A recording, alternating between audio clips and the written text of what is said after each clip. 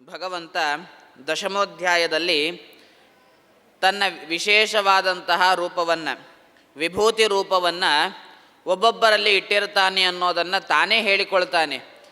ಯಾವ ಯಾವ ಗುಂಪುಗಳಲ್ಲಿ ನನ್ನ ಯಾವ ಯಾವ ವಿಭೂತಿ ರೂಪ ಇದೆ, ಯಾರಲ್ಲಿ ಎಷ್ಟು ವಿಭೂತಿ ಇದೆ ಅನ್ನುವುದನ್ನು ಶ್ರೀಕೃಷ್ಣ ಪರಮಾತ್ಮ ತಾನು ತಿಳಿಸ್ತಾ ಇದ್ದಾನೆ.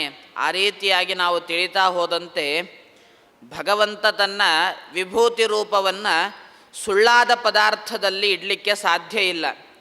ಹಾಗಾಗಿ ನಿಜವಾದ ಪದಾರ್ಥದಲ್ಲಿಯೇ ತನ್ನ ವಿಭೂತಿ ರೂಪವನ್ನು ಇಟ್ಟ ಭಗವಂತ ತಾನು ಸತ್ಯ ಅನ್ನೋದನ್ನು ಆ ಭಗವಂತನ ಮಾತುಗಳಿಂದಲೇ ನಾವು ತಿಳಿಯುವಂತಾಗೋಣ ಅಂತ ಹೇಳ್ತಾ ಭಗವಂತ ಹೇಳಿಕೊಳ್ತಾನೆ.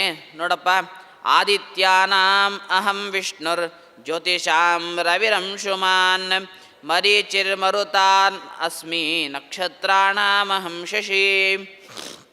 ಭಗವಂತ ಹೇಳ್ತಾನೆ, 12 ಜನ ಆದಿತ್ಯರಿದ್ದಾರಲ್ಲ, 12 ಆದಿತ್ಯರು. ಆ 12 ಆದಿತ್ಯರಲ್ಲಿ ಕೊನೆಯ ಆದಿತ್ಯನಾದಂಥವನು ನಾನೇ. ಹಾಗಾಗಿ ನನ್ನನ್ನು ವಿಷ್ಣು, ನಾನು ಎಲ್ಲ ಆದಿತ್ಯರಲ್ಲಿ ವಿಷ್ಣುವಾಗಿದ್ದೇನೆ. ನಾನು ಅವರಲ್ಲಿ ವಿಭೂತಿ ರೂಪದಿಂದ ಇದ್ದೇನೆ. ಯಾವುದೆಲ್ಲವೂ ಕೂಡ ಜ್ಯೋತಿಗೆ ಒಳಗಾಗ್ತಾ ಇದೆಯಲ್ಲ, ಪ್ರಕಾಶಮಾನವಾಗ್ತಾ ಇದೆಯಲ್ಲ, ಅಂತಹ ಪ್ರಕಾಶಗೊಳಿಸುವಂತಹ ಪ್ರತಿಯೊಂದು ಪದಾರ್ಥಗಳಲ್ಲಿಯೂ ಕೂಡ ನಾನು ಇದ್ದುಕೊಂಡು ಯಾವುದೆಲ್ಲ ಪ್ರಕಾಶಗೊಳಿಸುವಂಥದ್ದಲ್ಲ ಅಂತಹ ಸಮೂಹಕ್ಕೆ ರಾಜನಾಗಿರುವಂತಹ ಸೂರ್ಯನಲ್ಲಿ ನನ್ನ ವಿಶೇಷವಾದ ವಿಭೂತಿ ರೂಪ ಇದೆ. ಮತ್ತು 49 ಜನ ಮರುದ್ದೇವತೆಗಳಲ್ಲಿ, ಮರೀಚಿಗಳಲ್ಲಿ, ಇಡೀ ನಕ್ಷತ್ರಗಳ ಗುಂಪಿನಲ್ಲಿ, ಉಡು ಅಂತಂದರೆ ನಕ್ಷತ್ರಗಳು ಅಂಥೇಳಿ, ಪ ಅಂತಂದರೆ ಅದಕ್ಕೆ ಒಡೆಯ ಅಂಥೇಳಿ, ಅದಕ್ಕಾಗಿ ಈ ಕ್ಷೇತ್ರಕ್ಕೆ ಉಡುಪಿ ಅಂತ ಹೆಸರು ಬಂದದ್ದು. ಯಾಕೆ ಅಂತಂದರೆ ನಕ್ಷತ್ರಗಳಿಗೆ ಒಡೆಯನಾದಂತಹ ಚಂದ್ರ ಇಲ್ಲಿ ಕುಳಿತು ತಪಸ್ಸು ಮಾಡಿದ್ದಕ್ಕಾಗಿ ಈ ಕ್ಷೇತ್ರಕ್ಕೆ ಉಡುಪಿ ಅಂತ ಬಂದದ್ದು.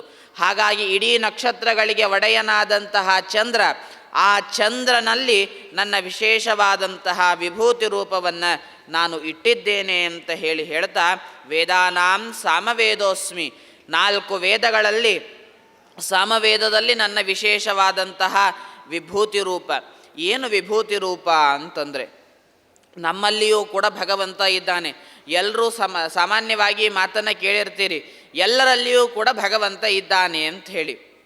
ಎಲ್ಲರಲ್ಲಿಯೂ ದೇವರಿದ್ದಾನೆ. ಆದರೆ ಭಗವಂತ ಇಲ್ಲೇನು ಹೇಳ್ತಾ ಇದ್ದಾನೆ ಅಂತಂದರೆ, ನಾನಿವರಲ್ಲಿ ವಿಶೇಷವಾಗಿದ್ದೇನೆ ಅಂತ ತಿಳ್ಕೊಳ್ಬೇಕು. ನಮ್ಮಲ್ಲಿಯೂ ಇದ್ದಾನೆ, ಆದರೆ ಹೇಗಿದ್ದಾನೆ ಗೊತ್ತಾ? ನಮ್ಮಲ್ಲಿಯೂ ಕೂಡ ಶುಗರ್ ಅನ್ನೋದು ಇದ್ದದ್ದೇ. ಎಲ್ಲರ ಬ್ಲಡ್ ಸ್ಯಾಂಪಲ್ ತೆಗೆದಾಗ ಎಲ್ಲರ ದೇಹದಲ್ಲಿಯೂ ಕೂಡ ಶುಗರ್ ಇದ್ದೇ ಇರುತ್ತೆ. ಆದರೆ ಶುಗರ್ ಪೇಷಂಟ್ಗಳಲ್ಲಿ ಹೇಗೆ ಅದು ಹೆಚ್ಚಾಗಿರುತ್ತೆ ನೋಡಿ, ಆ ರೀತಿ ಅದು ವಿಭೂತಿ ರೂಪ. ಶುಗರ್ ವಿಭೂತಿ ರೂಪ ಯಾರಲ್ಲಿರುತ್ತೆ ಅಂತಂದರೆ ಅದು ಶುಗರ್ ಪೇಷಂಟ್ಗಳಲ್ಲಿ ಇರೋ ಥರ ನಮ್ಮಲ್ಲಿಯೂ ಕೂಡ ಭಗವಂತ ಇದ್ದಾನೆ. ಆದರೆ ಕೆಲವರಲ್ಲಿ ಮಾತ್ರ ವಿಶಿಷ್ಟ ರೂಪದಿಂದ ತಾನಿದ್ದುಕೊಂಡು ವಿಚಿತ್ರವಾದ ಕಾರ್ಯಗಳನ್ನು ಮಾಡಿಸ್ತಾನೆ. ಇದನ್ನು ನಾವು ವಿಭೂತಿ ರೂಪ ಅಂತ ತಿಳಿದುಕೊಳ್ಬೇಕು. ನಮಗೂ ಹಾಡಲಿಕ್ಕೆ ಬರುತ್ತೆ, ಆದರೆ ನಮಗೂ ಸಂಗೀತಗಾರರಿಗೂ ಎಷ್ಟು ವ್ಯತ್ಯಾಸ ಇದೆ ನೋಡಿ. ಆ ಸಂಗೀತಗಾರರಲ್ಲಿ ಭಗವಂತ ತನ್ನ ವಿಭೂತಿ ರೂಪವನ್ನು, ಉತ್ತಮವಾದ ರೂಪವನ್ನು ತಾನು ಅವರಲ್ಲಿ ಇಟ್ಟು ಅವರಿಗೆ ಹಾಡುವಂತಹ ಶಕ್ತಿಯನ್ನು ಭಗವಂತ ಕೊಡ್ತಾನಲ್ಲ, ಇದಕ್ಕೆ ವಿಭೂತಿ ರೂಪ ಅಂತ ಕರೆಯುವಂಥದ್ದು. ನಮಗೂ ಅಡುಗೆ ಮಾಡಲಿಕ್ಕೆ ಬರುತ್ತೆ, ಆದರೆ ನಮ್ಮ ತಾಯಿಯಷ್ಟು ಚೆನ್ನಾಗಿ ಅಡುಗೆ ಮಾಡಲಿಕ್ಕೆ ನಮಗೆ ಬರೋದಿಲ್ಲ. ಹಾಗಾಗಿ ಅಡುಗೆ ಮಾಡುವುದರಲ್ಲಿ ನಮ್ಮ ತಾಯಿಯಲ್ಲಿ ಭಗವಂತ ಒಂದು ವಿಭೂತಿ ರೂಪದಿಂದ, ಒಂದು ಹೆಚ್ಚಿನ ರೂಪದಿಂದ ಭಗವಂತ ತಾನು ನಿಂತುಕೊಂಡು ತಾನು ಆ ತಾಯಿಯಿಂದ ಚೆನ್ನಾಗಿರುವಂತಹ ರುಚಿಯಾದ ಅಡಿಗೆಯನ್ನು ಮಾಡಿಸ್ತಾನಲ್ಲ, ಇದಕ್ಕೆ ಭಗವಂತನ ವಿಭೂತಿ ರೂಪ.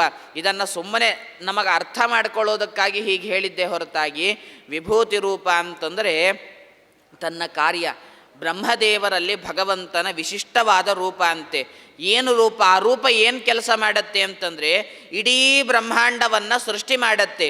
ಇಡೀ ಬ್ರಹ್ಮಾಂಡವನ್ನು ಸೃಷ್ಟಿ ಮಾಡಲಿಕ್ಕೆ ಬೇಕಾಗುವಷ್ಟು ಶಕ್ತಿ, ಜ್ಞಾನ, ಆ ಬುದ್ಧಿಯನ್ನು ತಂದು ಕೊಡುವಂತಹ ರೂಪ ಯಾವುದು ಅಂತಂದರೆ ಬ್ರಹ್ಮ ಅನ್ನುವಂತಹ ರೂಪ. ಆ ರೀತಿಯಾಗಿ ಭಗವಂತ ಒಬ್ಬೊಬ್ಬರಲ್ಲಿ ತನ್ನ ಒಂದೊಂದು ವಿಭೂತಿ ರೂಪಗಳನ್ನು ಇಟ್ಟಿದ್ದಾನೆ ಅಂತ ಹೇಳೋ ಉದ್ದೇಶ ಇಷ್ಟೇ. ನಾನು ಅವರಲ್ಲಿ ಇದ್ದೇನೆ, ಅವರು ಇದ್ದಾರೆ, ಅವರು ಮಾಡುವ ಪ್ರತಿಯೊಂದು ಕೆಲಸವೂ ಕೂಡ ಸತ್ಯ ಅಂತ ಹೇಳಿ ತಿಳಿಸೋದಕ್ಕಾಗಿ ಭಗವಂತ ಈ ರೀತಿಯಾಗಿ ಹೇಳ್ತಾನೆ, ಇಂದ್ರಿಯಾಣಾಂ ಮನಶ್ಚಾಸ್ಮಿ. ಎಲ್ಲ ಇಂದ್ರಿಯಗಳಲ್ಲಿಯೂ ಕೂಡ ನಾನು ಮನಸ್ಸಿನಲ್ಲಿ ಇದ್ದೇನೆ. ಹಾಗಾಗಿ ಎಲ್ಲರೂ ಹೇಳೋದೇನು ಅಂತ ಹೇಳಿ ಅಂದರೆ, ಕಣ್ಣನ್ನು ಹತೋಟಿಗೆ ತಗೋ ಅಂತ ಹೇಳಲ್ಲ, ಮೂಗು ಹತೋಟಿಗೆ ತಗೋ ಅಂತ ಹೇಳಲ್ಲ. ಹೇಳೋದೇನನ್ನ ಅಂತಂದರೆ, ನಿನ್ನ ಮನಸ್ಸನ್ನು ನಿನ್ನ ಹತೋಟಿಗೆ ತೆಗೆದುಕೋ ಅಂತ ಹೇಳಿ. ಯಾಕೆ? ಆ ಮನಸ್ಸೊಂದು ಇದ್ದರೆ ಆಯಿತು. ಮನಶ್ಚೇವಂ ಮನುಷ್ಯಾಣಾಂ ಕಾರಣಂ ಪಾಪ ಪುಣ್ಯಯೋಹೋ. ಹಾಗಾಗಿ ಪಾಪ ಪುಣ್ಯ ಮಾಡೋದಕ್ಕೆ ಯಾವುದು ಕಾರಣ ಅಂತಂದರೆ ಮನಸ್ಸು. ಅಂತಹ ಮನಸ್ಸನ್ನು ನಮ್ಮ ಹತೋಟಿಗೆ ನಾವು ತಗೊಂಡಾಗ ನಾವು ಎಷ್ಟು ಪಾಪ ಪುಣ್ಯ ಮಾಡ್ತೇವೆ ಅನ್ನೋದರ ಕಂಟ್ರೋಲ್ ನಮಗಿರುತ್ತೆ. ನಮಗೆ ಎಷ್ಟು ಸಿಟ್ಟು ಬರ್ತಿರತ್ತೆ, ಎಲ್ಲ ಸಮಯದಲ್ಲಿ ನಮಗೆ ಬರೋದೇ ಒಂದು ಸಿಟ್ಟು. ಹಾಗಾಗಿ ನಾವು ಸಿಟ್ಟನ್ನು ಬಿಟ್ಟು ಏನೂ ಮಾಡಿರಲ್ಲ.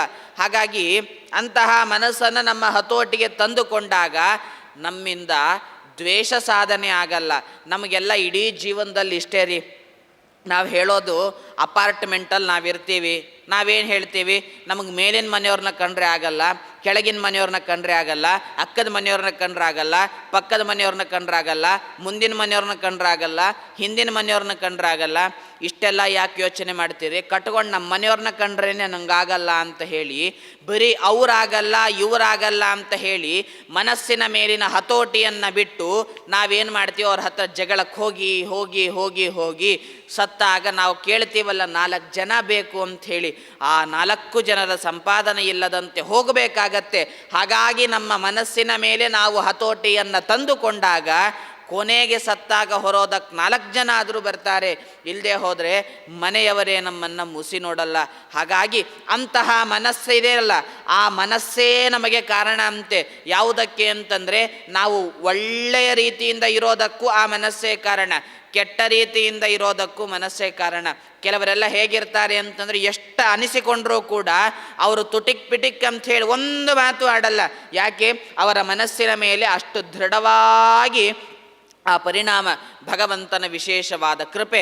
ಆ ರೀತಿಯಾಗಿ ಇಡೀ ಇಂದ್ರಿಯಗಳಲ್ಲಿ ಭಗವಂತ ಮನಸ್ಸಿನಲ್ಲಿ ವಿಭೂತಿ ರೂಪದಿಂದ ಇರ್ತಾನೆ. ಆದ ಕಾರಣಕ್ಕಾಗಿ ನಾವೇನು ಮಾಡಬೇಕು?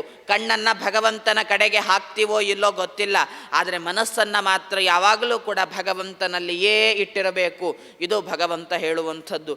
ನಾವು ಕಣ್ಣಿದೆ, ಭಗವಂತ ಎಷ್ಟೋ ಇಂದ್ರಿಯಗಳನ್ನು ಕೊಟ್ಟಿದ್ದಾನೆ. ಕೊಟ್ಟ ಪ್ರತಿಯೊಂದು ಇಂದ್ರಿಯಗಳಿಂದ ಅವನ ಪೂಜೆಯನ್ನು ನಾವು ಮಾಡಬೇಕಂತೆ. ಹೇಗೆ ಪೂಜೆ ಮಾಡೋದ್ರಿ? ನಮ್ಮ ಹತ್ರ ಇವಾಗ ಗಂಟೆ ಇಲ್ಲ, ಮಂಗಳಾರತಿ ಮಾಡೋದಕ್ಕೇನೂ ಇಲ್ಲ, ಪೂಜೆ ಹೇಗೆ ಮಾಡೋದು? ಇವಾಗಲೇ ಇಲ್ಲಿ ಕುತ್ಕೊಂಡವರೆಲ್ಲರೂ ಕೂಡ ಪೂಜೆ ಮಾಡ್ಬೋದು. ಹೇಗೆ ಅಂತಂದರೆ, ಅಂತರಂಗದಲ್ಲಿ ಹರಿಯ ಕಾಣದವ ಹುಟ್ಟೋ ಕುರುಡನು, ಸಂತತ ಹರಿಕೃಷ್ಣ ವಾರ್ತೆ ಕೇಳದವ ಜಡಮತಿ ಕಿವುಡನು. ಯಾರು ಕುರುಡ ಯಾರು ಕಿವುಡ ಅಂತಂದರೆ ವ್ಯಾಸರಾಜರು ಹೇಳ್ತಾರೆ, ಕುರುಡ ಯಾರು ಗೊತ್ತಾ? ಒಳಗಡೆ ಇರುವ ಭಗವಂತನನ್ನು ಕಾಣದೇ ಇರುವಂಥವನು ಕುರುಡ ಅಂತ ಹೇಳಿ. ಒಳಗಡೆ ಇರುವಂತಹ ಭಗವಂತ ಅಂತಂದ್ರೇನು? ನಮ್ಮೊಳಗಡೆ ಅಷ್ಟೇ ಅಲ್ಲ, ಎಲ್ಲರೊಳಗಡೆ ಇರುವ ಭಗವಂತನನ್ನು ಕಾಣದೇ ಇರುವಂಥವನು ಕುರುಡ. ಈ ಕಿವಿಯಿಂದ ಭಗವಂತನ ಕಥಾಶ್ರವಣವನ್ನು ಯಾರು ಸರ್ವಥಾ ಕೇಳೋದಿಲ್ವಲ್ಲ, ಅಂಥವರೆಲ್ಲರೂ ಕೂಡ ಕಿವುಡರು ಅಂತ ಅನಿಸಿಕೊಳ್ತಾರೆ. ನಾವೆಲ್ಲರೂ ಕೂಡ ಇಲ್ಲಿ ಕುಳಿತುಕೊಂಡು ಭಗವಂತ ಹೇಳಿದಂತಹ ವಚನ ಭಗವದ್ಗೀತೆಯನ್ನು ಕೇಳ್ತಾ ಇದ್ದೇವೆ. ಕೇಳಬೇಕಾದ್ರೆ ಇಷ್ಟು ಅನುಸಂಧಾನ ಇಟ್ಟುಕೊಳ್ಳಿ. ನಾನು ಕೇಳ್ತಾ ಇರುವಂತಹ ಈ ಭಗವದ್ಗೀತೆ ಅದು ಭಗವಂತ ನಿನ್ನ ಪೂಜೆ ಆಗಲಿ ಅಂತ ಹೇಳಿ ನಾವು ಅನುಸಂಧಾನ ಮಾಡಿಕೊಂಡಾಗ ಕೇಳುವ ಪ್ರತಿಯೊಂದು ಶಬ್ದವೂ ಕೂಡ ಭಗವಂತನ ಪೂಜಾತ್ಮಕವಾಗಿರುತ್ತೆ. ಈ ರೀತಿಯಾಗಿ ನಮ್ಮ ಮನಸ್ಸನ್ನು ಟ್ಯೂನ್ ಮಾಡಿಕೊಂಡು ನಮ್ಮ ಮನಸ್ಸನ್ನು ನಮ್ಮ ಹತೋಟಿಗೆ ತಂದುಕೊಂಡಾಗ ನಾವು ಮನಸಾ ಭಗವಂತನಿಗೆ ಪೂಜೆ ಮಾಡಿದಂತಾಗತ್ತೆ. ಈ ರೀತಿಯಾಗಿ ಅಂತಹ ವಿಶಿಷ್ಟವಾದ ಮನಸ್ಸು, ಆ ಮನಸ್ಸಿನಲ್ಲಿಯೇ ಭಗವಂತನ ವಿಭೂತಿ ರೂಪ. ಅಂತಹ ವಿಭೂತಿ ರೂಪದಿಂದ ಭಗವಂತ ನಮ್ಮನ್ನು ಅವನೆಡೆಗೆ ಕರೆದುಕೊಳ್ಳಿ ಅನ್ನೋ ಚಿಂತನೆಯನ್ನು ಭಗವಂತ ತಂದುಕೊಡ್ತಾ, ಇಂದ್ರಿಯಾಣಾಂ ಮನಶ್ಚಾಸ್ಮಿ, ಅಂತಹ ಮನಸ್ಸು ನಮ್ಮದಾಗಲಿ ಅಂತ ಹೇಳಿ ಕೇಳಿಕೊಳ್ತಾ, ರುದ್ರಾಣಾಂ ಶಂಕರಾಶ್ಚಾಸ್ಮಿ. ಏಕಾದಶ ರುದ್ರರಲ್ಲಿ 11 ಜನ ರುದ್ರರಿದ್ದಾರೆ. ಆ 11 ಜನ ರುದ್ರರಲ್ಲಿ ಶಂಕರ, ಉಮಾಪತಿಯಾದಂತಹ ಯಾವ ಕೈಲಾಸವಾಸಿ ಇದ್ದಾನಲ್ಲ ಶಿವ, ಅವನಾಗಿದ್ದೇನೆ ಅಂತ ಹೇಳಿ. ಇನ್ನು ಯಕ್ಷ ರಾಕ್ಷಸರ ಮಧ್ಯದಲ್ಲಿ ಕುಬೇರ ನಾನಾಗಿದ್ದೇನೆ. ವಸೂನಾಂ ಪಾವಕಶ್ಚಾಸ್ಮಿ, ವಸುದೇವತೆಗಳಲ್ಲಿ ಪಾವಕ ಅಗ್ನಿ ನಾನಾಗಿದ್ದೇನೆ. ಮೇರು ಶಿಖರ, ಎಲ್ಲ ಶಿಖರಗಳಲ್ಲಿ ನಾನು ಯಾರಾಗಿದ್ದೇನೆ ಅಂತಂದರೆ ಮೇರು ಪರ್ವತ ಆಗಿದ್ದೇನೆ. ಇನ್ನೊಂದು ಮಾತನ್ನು ಹೇಳ್ತಾನೆ ಭಗವಂತ, ಮಹರ್ಷೀಣಾಂ ಭೃಗುರಹಂ, ಮಹರ್ಷಿಗಳಲ್ಲಿ ನಾನು ಭೃಗು ಮಹರ್ಷಿಯಾಗಿದ್ದೇನೆ ಅಂತ ಹೇಳಿ ಭಗವಂತ ತಿಳಿಸ್ತಾನೆ. ಯಾಕೆ ಭೃಗು ಮಹರ್ಷಿಯೇ ಆಗಬೇಕು ಭಗವಂತ ಅಂತಂದರೆ, ಭೃಗು ಮಹರ್ಷಿಯೇ ಭಗವಂತನ ಸರ್ವೋತ್ತಮತ್ವ ಪ್ರತಿಪಾದನೆ ಮಾಡಿದ ಋಷಿ. ಹಾಗಾಗಿ ಎಲ್ಲ ಮಹರ್ಷಿಗಳಲ್ಲಿಯೂ ಕೂಡ ಭೃಗುವಾಗಿದ್ದೇನೆ. ಹೇಗೆ ಅಂತಂದರೆ, ಭೃಗುವೇ ಮೊದಲಾದಂತಹ ಎಲ್ಲ ಋಷಿಗಳು ಗಂಗಾ ತೀರದಲ್ಲಿ ಯಾಗವನ್ನು ಮಾಡಬೇಕಾದ್ರೆ ಅಲ್ಲಿಗೆ ನಾರದರು ಬರ್ತಾರೆ. ನಾರದರು ಬಂದು ಕೇಳಿದರು, ನೀವಿಷ್ಟು ದೊಡ್ಡ ಯಾಗವನ್ನು ಮಾಡಿದ್ದೀರಲ್ಲ, ಇದನ್ನು ಯಾರಿಗೆ ಸಮರ್ಪಣೆ ಮಾಡ್ತೀರಾ ಅಂಥೇಳಿ. ಆವಾಗ ಭೃಗು ಮಹರ್ಷಿಗಳಿಗೆ ಅನ್ನಿಸ್ತಂತೆ, ಹೌದಲ್ಲ, ಸರಿಯಾದ ಪ್ರಶ್ನೆಯೇ, ಯಾರಿಗೆ ಸಮರ್ಪಣೆ ಮಾಡಬೇಕು ಅನ್ನೋದೇ ನಮಗೆ ಗೊತ್ತಿಲ್ವಲ್ಲ, ನಾನು ಹಾಗ ಇರಬೇಕಾದರೆ ನಿಮ್ಮಲ್ಲೊಂದು ಪ್ರಶ್ನೆ ಕೇಳ್ತೀನಿ ಅಂಥೇಳಿ ನಾರದರು ಪ್ರಶ್ನೆ ಕೇಳ್ತಾರೆ. ನೋಡಿ, ಇಡೀ ಜಗತ್ತಿನಲ್ಲಿ 3 ಜನ ಶ್ರೇಷ್ಠರಾದಂತಹ ದೇವತೆಗಳಿದ್ದಾರೆ. ಆ 3 ಜನ ಶ್ರೇಷ್ಠರಾದ ದೇವತೆಗಳಲ್ಲಿ ಯಾರಾದರೂ ಒಬ್ಬರನ್ನು ನೀವು ಹುಡುಕೊಂಡು ಬರಬೇಕು ಅಂತ ಹೇಳಿದಾಗ ಭೃಗು ಮಹರ್ಷಿಗಳನ್ನು ನೇಮಕ ಮಾಡುತ್ತಾರೆ. ಯಾಕೆ ಅಂತಂದರೆ, ವೇಗದಿಂದ ಹೋಗಿ ಬರುವಂತಹ ಶಕ್ತಿ ಇರೋದು ಅದೇ ಋಷಿಗಳಿಗೆ. ಹಾಗಾಗಿ ಭೃಗು ಋಷಿಗಳನ್ನು ಕಳಿಸಿದಾಗ ಋಷಿಗಳು ತಾವು ಸತ್ಯಲೋಕಕ್ಕೆ ಹೋಗ್ತಾರೆ. ಸತ್ಯಲೋಕಕ್ಕೆ ಹೋದಾಗ ಬ್ರಹ್ಮದೇವರು ಆ ಸರಸ್ವತೀ ದೇವಿ ನುಡಿಸ್ತಾ ಇರುವಂತಹ ವೀಣೆಯಲ್ಲಿಯೇ ತಲ್ಲೀನರಾಗಿ ತಲೆಯಾಡಿಸ್ತಾ ಕೂತಿದ್ದಾರಂತೆ. ಹಾಗಾಗಿ ಆ ಯಾವ ಭೃಗು ಮಹರ್ಷಿಗಳು ಶಾಪ ಕೊಟ್ಟರು, ಬ್ರಹ್ಮದೇವರೇ ನಿಮಗೆ ಭೂಮಿ ಮೇಲೆ ಪೂಜೆಯೇ ಇಲ್ಲ ಅಂಥೇಳಿ. ಮತ್ತು ಕೈಲಾಸಕ್ಕೆ ಹೋದ್ರಂತೆ. ಕೈಲಾಸಕ್ಕೆ ಹೋದಾಗ ರುದ್ರದೇವರು ತೊಡೆ ಮೇಲೆ ಪಾರ್ವತೀ ದೇವಿಯನ್ನು ಕುಡಿಸಿಕೊಂಡು ಆಲಿಂಗನ ಮಾಡಿ ಕಿವಿಯಲ್ಲಿ ಭಗವತ್ ತತ್ವವನ್ನು ತಿಳಿಸ್ತಾ ಇದ್ರಂತೆ. ಆವಾಗ ಭೃಗು ಋಷಿಗಳು ಬಂದದ್ದು ನೋಡಲಿಲ್ಲ, ಸಿಟ್ಟು ಬಂದು ಹೇಳಿದ್ರಂತೆ, ಅವರಿಗೆ ಪೂಜೆ ಇಲ್ಲ, ನಿನಗೆ ಕೇವಲ ಲಿಂಗಾಕಾರದಲ್ಲಿ ಪೂಜೆ ಅಂತ ಹೇಳಿ. ಏನೋ ಇಷ್ಟರಲ್ಲಿ ಸ್ವಲ್ಪ ಸಿಟ್ಟನ್ನುವಂಥದ್ದು ನೆತ್ತಿಗೆ ಏರಿತ್ತಷ್ಟೇ, ಇನ್ನೂ ಏರ್ತಾ ಇತ್ತು. ಆದರೆ ಈಗ ವೈಕುಂಠಕ್ಕೆ ಹೋದರು. ವೈಕುಂಠಕ್ಕೆ ಹೋದಾಗಲೂ ಕೂಡ ಲಕ್ಷ್ಮೀದೇವಿ ಭಗವಂತನ ಪಾದವನ್ನು ಒತ್ತುತ್ತಾ ಇದ್ದಾಳೆ. ಈ ಕಡೆಗೆ ಭೃಗು ಮಹರ್ಷಿಗಳು ಬಂದಿದ್ದಾರೆ ಅನ್ನೋದು ಗೊತ್ತೇ ಆಗಲಿಲ್ಲ ವಿಷ್ಣುಗೆ. ಆ ರೀತಿ ನಟಿಸ್ತಾ ಇದ್ದಾನೆ, ಮಲಗಿದ್ದಾನೆ ಭಗವಂತ. ಭಗವಂತ ಮಲಗಿದಂತಹ ಯಾವ ಸ್ಥಳಕ್ಕೆ ಹೋಗಿ ಭೃಗು ಮಹರ್ಷಿಗಳು ತಮ್ಮ ಪಾದದಿಂದ ಭಗವಂತನ ಎದೆಗೆ ಒದ್ದು ಬಿಡ್ತಾರೆ. ಒದ್ದಾಗ ಭಗವಂತ ಎಚ್ಚರ ಮಾಡಿಕೊಂಡು ನೋಡ್ತಾನೆ, ಅಯ್ಯೋ ಭೃಗು ಮಹರ್ಷಿಗಳೇ ಬಂದಿದ್ದೀರಾ, ಯಾವಾಗ ಬಂದ್ರಿ, ಎಷ್ಟೊತ್ತಾಯಿತೋ, ಏನಾಯಿತೋ ಏನೋ ಪಾಪ ನಿಮಗೆ ಅವ್ಯವಸ್ಥೆ, ಬನ್ನಿ ಬನ್ನಿ ಕುಳಿತುಕೊಳ್ಳಿ. ನನ್ನಂಥ ಈ ಕಠೋರವಾದಂತಹ ಹೃದಯಕ್ಕೆ ಮೃದುವಾದ ನಿಮ್ಮ ಪಾದದ ಬಡಿತದಿಂದ ನಿಮ್ಮ ಪಾದಕ್ಕೇನಾದರೂ ಆಯಿತೇನೋ ಅಂತ ಹೇಳಿ ಹಾಲಿನಿಂದ ಭೃಗು ಮಹರ್ಷಿಗಳ ಪಾದವನ್ನು ತೊಳೆದು ಆ ಯಾವ ನೀರನ್ನು, ಆ ಯಾವ ಹಾಲನ್ನು ತಾನು ಪ್ರೋಕ್ಷಣೆ ಮಾಡಿಕೊಂಡು ಲಕ್ಷ್ಮಿಗೆ ಪ್ರೋಕ್ಷಣೆ ಮಾಡಿ ಇಡೀ ವೈಕುಂಠಕ್ಕೆಲ್ಲ ಪ್ರೋಕ್ಷಣೆ ಮಾಡಿಕೊಂಡು ಬರೋದರಲ್ಲಿ ಭೃಗು ಮಹರ್ಷಿಗಳು ಹೋಗೇ ಬಿಟ್ಟಿದ್ರಂತೆ. ಯಾಕೆ?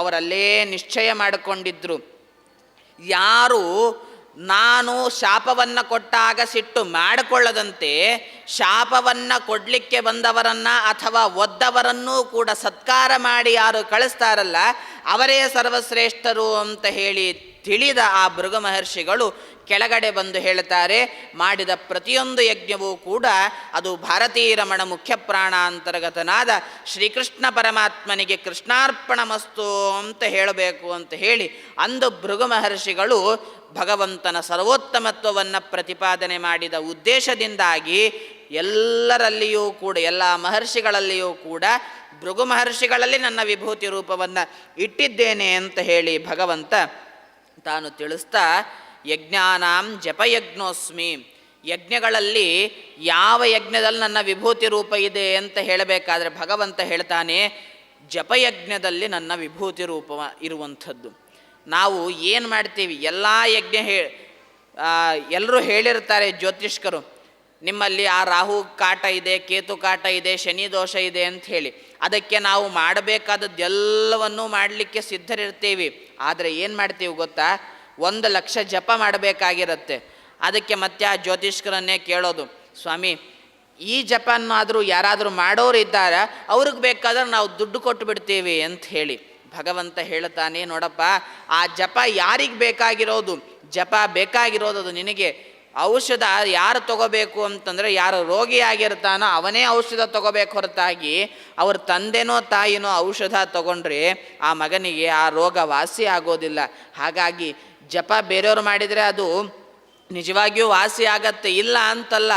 ಆದರೆ ತಾನೇ ಖುದ್ದಾಗಿ ಯಾವಾಗ ಮಾಡ್ತಾನಲ್ಲ, ಆ ಪರ್ಸೆಂಟೇಜ್ ಏನಿದೆ ಅದು ಹೆಚ್ಚಾಗಿ ಅವನಲ್ಲಿ ಆ ಯಾವ ಬಾಧೆಯ ನಿವಾರಣೆಗೆ ಅದು ಕಾರಣವಾಗತ್ತೆ. ಆ ಉದ್ದೇಶದಿಂದ ಭಗವಂತ ಹೇಳಿದ, ಯಜ್ಞಾನಾಂ ಜಪಯಜ್ಞೋಸ್ಮಿ, ಮಾಡುವ ಪ್ರತಿಯೊಂದು ಕಾರ್ಯವೂ ಅದು ಯಜ್ಞವೇ. ಅಂತಹ ಯಜ್ಞಗಳಲ್ಲಿ ಜಪಯಜ್ಞ ಏನಿದೆ, ಆ ಜಪಯಜ್ಞದಲ್ಲಿ ನನ್ನ ಮಹತ್ತರವಾದ ವಿಭೂತಿ ರೂಪ ಅನ್ನುವಂಥದ್ದಿದೆ. ಭಗವಂತನ ನಾಮವನ್ನು ನಾಲಿಗೆಯ ಮೇಲೆ ಯಾವಾಗಲೂ ನುಡಿತಾನೇ ಇರಬೇಕು. ಆ ರೀತಿಯಾಗಿ ಜಪವನ್ನು ಮಾಡುವ ಯಜ್ಞ ಏನಿದೆ ಅದರಲ್ಲಿ ನನ್ನ ವಿಭೂತಿ ರೂಪ ಅನ್ನುವಂಥದ್ದಿದೆ. ಅಶ್ವತ್ಥ ಸರ್ವವೃಕ್ಷಾಣ, ಅಶ್ವತ್ಥ ವೃಕ್ಷದಲ್ಲಿ ನನ್ನ ವಿಭೂತಿ ರೂಪ ಇದೆ. ಹಾಗಾಗಿ ಅಶ್ವತ್ಥ ವೃಕ್ಷ ಎಲ್ಲಿ ಕಂಡರೂ ಕೂಡ ಅಗ್ರದಲ್ಲಿ, ಮಧ್ಯದಲ್ಲಿ ಮತ್ತು ತುದಿಯಲ್ಲಿ ಬ್ರಹ್ಮ ವಿಷ್ಣು ಮಹೇಶ್ವರ 3 ರೂಪಗಳ ಸನ್ನಿಧಾನ ಇರುವಂತಹ ಮಹಾವೃಕ್ಷ ಅದು ಅಶ್ವತ್ಥ ವೃಕ್ಷ. ಅಂತಹ ಅಶ್ವತ್ಥ ವೃಕ್ಷದಲ್ಲಿ ನನ್ನ ವಿಭೂತಿ ರೂಪ ಇದೆ. ದೇವರ್ಷೀಣಾಂ ನಾರದಃ, ನಾರದರಲ್ಲಿ ನನ್ನ ವಿಭೂತಿ ರೂಪ ಇದೆ. ಯಾರೂ ಕೂಡ ನಾರದರನ್ನು ಚಿಕ್ಕವರು ಅಂತ ತಿಳಿಬೇಡಿ. ಯಾಕೆ ಅಂತಂದರೆ ಈಗಿನ ಫಿಲಿಮ್ಗಳೆಲ್ಲ ಏನು ಮಾಡಿದೆ ಅಂತಂದರೆ ನಾರದರನ್ನು ಒಂಥರ ಪೋಸ್ಟ್ ಮ್ಯಾನ್ ಥರ ಮಾಡಿದೆ, ಅಥವಾ ಅಲ್ಲಿಂದ ಇಲ್ಲಿ ಚುಚ್ಚಿಡೋರ ಥರ ಮಾಡಿದ್ದಾರೆ. ನಿಜವಾಗಿಯೂ ಕೂಡ ನಾರದರು ಅಷ್ಟು ಪೋಸ್ಟ್ ಮ್ಯಾನ್ ಕೆಲಸ ಮಾಡಿದ್ದಲ್ಲ, ಚುಚ್ಚಿಡೋ ಕೆಲಸ ಮಾಡಿದ್ದಲ್ಲ. ನಾರದರ ಮಹತ್ವ ಎಷ್ಟು ಗೊತ್ತಾ? ನಾರಂ ಜ್ಞಾನಂ ದದಾತೀತಿ ನಾರದಃ, ಭಗವಂತನ ನಿಖರವಾದ ಜ್ಞಾನವನ್ನು ಎಲ್ಲ ಕಡೆಗಳಲ್ಲಿಯೂ ಕೂಡ ಪಸರಿಸಿದ ಮಹಾನುಭಾವರು ಅದು ನಾರದ ಮಹರ್ಷಿಗಳು. ಹಾಗಾಗಿ ಒಬ್ಬ ಭಾಗವತ ಧ್ರುವ ಮಹಾರಾಜ ತಾನು ಉದ್ಧಾರ ಆಗಬೇಕು ಅಂತಂದರೆ ಅಂತಹ ಧ್ರುವನಿಗೆ ದ್ವಾದಶಾಕ್ಷರ ಮಂತ್ರದ ಉಪದೇಶವನ್ನು ನೀಡಿ ನಿಯತ ಗುರುಗಳಾಗಿ ಉದ್ಧಾರ ಮಾಡಿದವರು ನಾರದರು. ಒಬ್ಬ ಪ್ರಹ್ಲಾದನಿಗೆ ನರಸಿಂಹನ ದರ್ಶನವಾಗಿ ಹಿರಣ್ಯಕಶ್ಯಪುವಿನ ಸಂಹಾರ ಆಗಬೇಕು, ನರಸಿಂಹನ ಅವತಾರಕ್ಕೆ ಕಾರಣೀಭೂತರಾಗಿರುವಂಥವರು ಅವರು ನಾರದರು. ಹಾಗಾಗಿ ನಾರದರು ಸರ್ವಥಾ ಫಿಟ್ಟಿಂಗ್ ಮಾಸ್ಟರ್ ಅಂಥೇಳಿ ಯಾರೂ ತಿಳಿಲಿಕ್ಕೆ ಹೋಗಬೇಡಿ. ಯಾಕೆ ಗೊತ್ತಾ? ನಾರದರು ಎಲ್ಲೆಲ್ಲಿ ಬರ್ತಾರಲ್ಲ ಅಲ್ಲೆಲ್ಲವೂ ಕೂಡ ಭಗವಂತನ ಕಾರ್ಯ ಅತೀ ಸುಲಭವಾಗತ್ತೆ. ಶ್ರೀಕೃಷ್ಣ ಪರಮಾತ್ಮ ಇನ್ನೇನು ಅವತಾರ ಮಾಡುವಂತಹ ಸಮಯ 26ನೇ ತಾರೀಕು ಶ್ರೀಕೃಷ್ಣ ಪರಮಾತ್ಮ ಅವತಾರ ಮಾಡಿದಂತಹ ದಿನ. ಈ ಸಮಯಕ್ಕೂ ಕೂಡ ನಾರದರೇ ಬರಬೇಕಾಯಿತು. ಆ ದೇವಕಿಯನ್ನು ಮದುವೆ ಮಾಡಿಕೊಟ್ಟು ಕಂಸ ಕಳಿಸಬೇಕಾದರೆ ಆಕಾಶವಾಣಿ ಆಗತ್ತೆ. ಏನಂತ ಹೇಳಿ, ಇವನಲ್ಲಿ ಅಸ್ಯಾಸ್ತ್ವಾಂ ಅಷ್ಟಮೋ ಗರ್ಭ ಹಂತಾಯ ನಯಸೇ ಅಭುದ, ಈಕೆಯಲ್ಲಿ ಹುಟ್ಟುವಂತಹ 8ನೇ ಕೂಸು ನಿನ್ನನ್ನು ಸಂಹಾರ ಮಾಡತ್ತೆ ಕಂಸ ಅಂತ ಹೇಳಿ ಆಕಾಶವಾಣಿ ಆದಾಗ, ಆವಾಗ ಆಕಾಶವಾಣಿಗೆ ಭಯ ಬಿದ್ದು ತಾವೊಂದು ಒಪ್ಪಂದ ಮಾಡಿಕೊಳ್ತಾರೆ. 8ನೇ ಕೂಸನ್ನು ನಿಮಗೆ ತಂದು ಕೊಡ್ತೇನೆ ಅಂತ ಹೇಳಿ, 8ನೇ ಕೂಸನ್ನು ನಿಮಗೆ ತಂದು ಕೊಡ್ತೇನೆ ಅಂತ ಹೇಳಿ ಒಪ್ಪಂದ ಮಾಡಿಕೊಂಡಿದ್ದಕ್ಕಾಗಿ ಕಾರಾಗೃಹದಲ್ಲಿಟ್ಟಿರ್ತಾನೆ ಕಂಸ ದೇವಕಿ ಮತ್ತು ವಸುದೇವನನ್ನು. ಆವಾಗ ಅಲ್ಲಿಗೆ ನಾರದರು ಬರ್ತಾರೆ. ನಾರದರು ಬಂದು ಹೇಳಿದ್ರು, ಅಲ್ಲಪ್ಪ 8ನೇ ಗರ್ಭ ಅಂತ ಹೇಳ್ತೀಯ, ನೀನೇನೋ ಕೊನೆಯದನ್ನು 8ನೇ ಗರ್ಭ ಅಂತ ಲೆಕ್ಕಕ್ಕೆ ಹಾಕ್ಕೊಂಡು, ಆದರೆ ಸಂಖ್ಯಾಶಾಸ್ತ್ರ ಹೇಗಿದೆ ಗೊತ್ತಾ? ಮಧ್ಯದ್ದನ್ನು 8 ಮಾಡಬಹುದು, ಕೊನೆಯದನ್ನು 8 ಮಾಡಬಹುದು, 3ನೇದನ್ನು 8 ಮಾಡಬಹುದು, ಮೊದಲನೇದನ್ನು 8 ಮಾಡಬಹುದು. ಹಾಗಾಗಿ ನೀನು ಯಾಕೆ ಅಷ್ಟೆಲ್ಲ ರಿಸ್ಕ್ ತಗೋತೀಯ? ಎಲ್ಲ ಹುಟ್ಟಿದಂತಹ ಪ್ರತಿಯೊಂದು ಕೂಸನ್ನು ಕೇಳಿಬಿಡು, ಆವಾಗ ನಿನಗೆ ಯಾವುದೇ ವಿಧವಾದ ಭಯ ಇರೋದಿಲ್ಲ ಅಂತ ಹೇಳಿ ಆ ಕಂಸನಿಗೆ ಈ ರೀತಿಯಾದ ಪ್ರವೃತ್ತಿಯನ್ನು ಕೊಟ್ಟು ಅಷ್ಟು ವಿಧವಾದ ಶಿಶುಹತ್ಯಾ ಪಾಪವನ್ನು ಅವರಿಗೆ ಕೊಡಿಸಿ ಆ ಹುಟ್ಟಿದಂತಹ 6 ಜನರು ಅವರು ಮುಕ್ತಿಗೆ ಹೋಗುವಂತೆ ಮಾಡಿದ್ದವರು ಯಾರು ಅಂತಂದರೆ ಅದು ನಾರದ ಮಹರ್ಷಿಗಳು. ಹಾಗಾಗಿ ನಾರದರನ್ನು ನಾವು ಕೇವಲವಾಗಿ ತಿಳಿದರೆ ಸರ್ವಥಾ ನಮಗೆ ಒಳ್ಳೆಯ ಜ್ಞಾನ ಆಗೋದಿಲ್ಲ. ಹಾಗಾಗಿ ನಾವೇನು ಈ ಎಲ್ಲ ಧಾರ್ಮಿಕವಾದಂತಹ ಚಲನಚಿತ್ರಗಳನ್ನು ನೋಡ್ತೀವಲ್ಲ, ನೋಡೋಕ್ಕಿಂತ ಪೂರ್ವದಲ್ಲಿ ಅದರ ಪೂರ್ವಾಪರ ವಿಮರ್ಶೆಗಾಗಿ ನಾವು ಗ್ರಂಥಾವಲೋಕನವನ್ನು ಮಾಡಿಕೊಂಡು ನಾವು ಆ ಚಲನಚಿತ್ರಗಳನ್ನು ನೋಡಿದಾಗ ನಮಗೆ ನಿಜವಾದ ಜ್ಞಾನ ಅನ್ನುವಂಥದ್ದಾಗತ್ತೆ. ಇಲ್ಲದೆ ಹೋದರೆ ನಮಗೆ ಆಗುವಂಥದ್ದೆಲ್ಲವೂ ಕೂಡ ವಿಪರೀತ ಜ್ಞಾನವೇ. ಆ ರೀತಿಯಾಗಿ ನಾರದರು ಮಹಾನುಭಾವರು. ಅಂತಹ ದೇವರ್ಷಿಗಳಲ್ಲಿರುವಂತಹ ನಾರದರಲ್ಲಿ ನನ್ನ ವಿಭೂತಿ ರೂಪ ಅನ್ನುವಂಥದ್ದಿದೆ. ಸಿದ್ಧಾನಾಂ ಕಪಿಲೋ ಮುನಿ, ಎಲ್ಲ ಸಿದ್ಧರಲ್ಲಿ ಕಪಿಲ ಸಾಕ್ಷಾತ್ ಭಗವಂತನ ಅವತಾರ ಕಪಿಲ. ಅಂತಹ ಕಪಿಲನಲ್ಲಿ ನನ್ನ ವಿಶಿಷ್ಟವಾದಂತಹ ರೂಪ ಇದೆ ಅಂತ ಹೇಳಿ ಭಗವಂತ ತಿಳಿಸ್ತಾ, ಆಯುಧಾನಾಂ ಅಹಂ ವಜ್ರಂ, ವಜ್ರಾಯುಧದಲ್ಲಿ ಭಗವಂತನ ವಿಭೂತಿ ರೂಪ ಅನ್ನುವಂಥದ್ದಿದೆ. ಅಂತಹ ವಜ್ರಾಯುಧ ಅದು ಯಾವ ರೀತಿಯಾಗಿ ನಿರ್ಮಾಣ ಆದದ್ದು ಅಂತಂದರೆ, ವಜ್ರಾಯುಧ ನಿರ್ಮಾಣ ಆಗೋದಕ್ಕೆ ಋಷಿಗಳ ತ್ಯಾಗ ಬಹುಮುಖ್ಯವಾಗಿ ಕಾರಣವಾದದ್ದು. ಯಾಕೆ ಗೊತ್ತಾ, ನಮ್ಮ ಸನಾತನ ಸಂಸ್ಕೃತಿಗೆ ಅಷ್ಟು ಪ್ರಾಮುಖ್ಯತೆಯನ್ನು ನಾವು ಕೊಡಬೇಕು ಅಂತಂದರೆ, ಒಬ್ಬ ಮಹರ್ಷಿ ತನ್ನ ಇಡೀ ದೇಹವನ್ನು ಕಳೆದುಕೊಳ್ತಾನೆ, ಪ್ರಾಣವನ್ನು ಬಿಡ್ತಾನೆ. ಯಾಕೆ ಅಂತಂದರೆ, ಒಬ್ಬ ಇಂದ್ರ ತಾನು ತನ್ನ ಪದವಿಯನ್ನು ಉಳಿಸಿಕೊಳ್ಳಿ ಅನ್ನೋ ಉದ್ದೇಶದಿಂದ. ಈ ರೀತಿಯಾಗಿ ಒಬ್ಬರ ಹಿತಕ್ಕಾಗಿ ತಮ್ಮ ಪ್ರಾಣತ್ಯಾಗ ಮಾಡಲಿಕ್ಕೆ ಸಿದ್ಧ ಇರುವಂತಹ ಏಕೈಕ ಸಂಸ್ಕೃತಿ ಅದು ಸನಾತನ ಸಂಸ್ಕೃತಿ.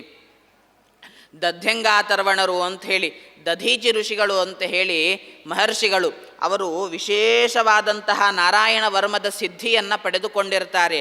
ಅಂತಹ ನಾರಾಯಣ ವರ್ಮದ ಸಿದ್ಧಿಯನ್ನು ಪಡೆದುಕೊಂಡ ದಧ್ಯಂಗಾತರ್ವಣರ ಹತ್ತಿರ ಇಂದ್ರ ಬಂದು ಕೇಳ್ತಾನೆ, ಸ್ವಾಮಿ, ನನ್ನ ಮೇಲೆ ವೃತ್ರಾಸುರ ತಾನು ಯುದ್ಧಕ್ಕಾಗಿ ಬಂದಿದ್ದಾನೆ, ಅವನಿಂದ ನಾನು ತಪ್ಪಿಸಿಕೊಳ್ಬೇಕು, ನಾನು ಬದುಕಬೇಕು, ನನಗೆ ಸಿಂಹಾಸನ ಬೇಕು, ಆ ಉದ್ದೇಶದಿಂದ ನನ್ನನ್ನು ರಕ್ಷಣೆ ಮಾಡಿ ಅಂತ ಹೇಳಿ ಇಂದ್ರ ಬಂದು ಕೇಳಿಕೊಂಡಾಗ ದಧೀಚಿ ಋಷಿಗಳು ಕೇಳ್ತಾರೆ, ಏನು ಬೇಕು ನಿನಗೆ, ಯಾವ ರೀತಿಯಾಗಿ ನಿನ್ನನ್ನು ರಕ್ಷಣೆ ಮಾಡಬೇಕು ಅಂತ ಹೇಳಿದಾಗ, ಏನಿಲ್ಲ ಸ್ವಾಮಿ, ನಿಮ್ಮ ಬೆನ್ಮೂಳೆ ನನಗೆ ಬೇಕು, ಅದನ್ನು ಕೊಡ್ತೀರಾ, ಅದನ್ನು ಕೊಟ್ಟರೆ ವಿಶ್ವಕರ್ಮ ಅದರಿಂದ ವಜ್ರಾಯುಧವನ್ನು ಮಾಡ್ತಾನೆ ಅಂತ ಹೇಳಿದಾಗ, ಹಿಂದೆ ಮುಂದೆ ಆಲೋಚನೆ ಮಾಡದಂತೆ ನನ್ನ ಜೀವನದ ಕೊನೆಯ ಆಸೆ ಎಲ್ಲ ತೀರ್ಥಗಳಲ್ಲಿ ಸ್ನಾನ ಮಾಡಬೇಕು ಅನ್ನೋ ಉದ್ದೇಶವನ್ನು ವ್ಯಕ್ತಪಡಿಸಿದಾಗ, ಎಲ್ಲ ಕಡೆಯಿಂದ ಸ್ವಲ್ಪ ಸ್ವಲ್ಪ ತೀರ್ಥದ ನೀರನ್ನು ತಂದು ಮಿಶ್ರತೀರ್ಥ ಅಂತ ಮಾಡಿ ಅದರಲ್ಲಿ ಸ್ನಾನ ಮಾಡ್ತಾರೆ ದಧ್ಯಂಗಾತರ್ವಣರು. ಅಲ್ಲಿ ಸ್ನಾನವನ್ನು ಮಾಡಿ ತಮ್ಮ ಪ್ರಾಣವನ್ನು ತ್ಯಾಗ ಮಾಡಿದಾಗ ಆ ದಧ್ಯಂಗಾತರ್ವಣರ ಬೆನ್ಮೂಳೆಯೇ ವಜ್ರಾಯುಧ ಅಂತ ಅನಿಸಿಕೊಳ್ಳುತ್ತೆ.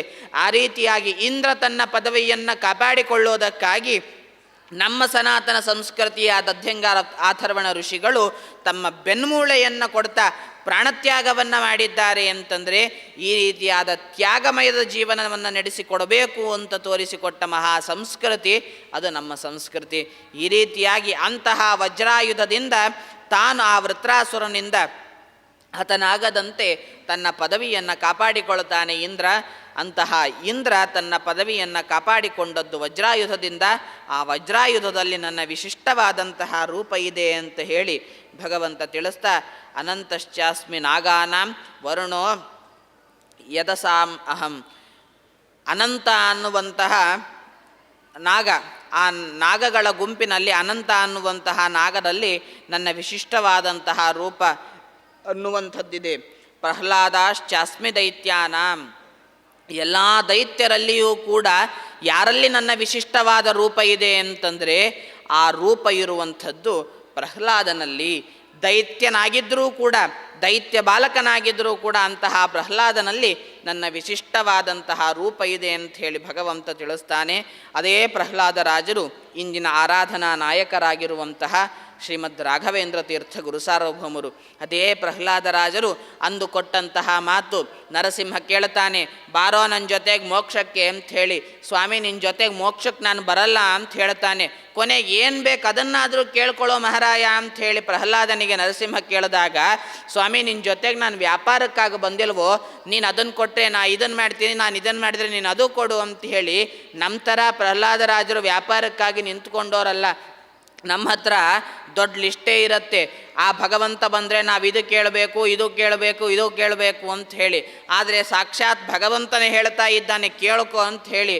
ಆದರೆ ಏನೂ ಬೇಡ ಅಂತ ಹೇಳಿದಾಗ ನರಸಿಂಹ ಹೇಳ್ತಾನೆ ಏನಾದರೂ ಕೇಳಲೇಬೇಕು ಅಂತ ಹೇಳಿ.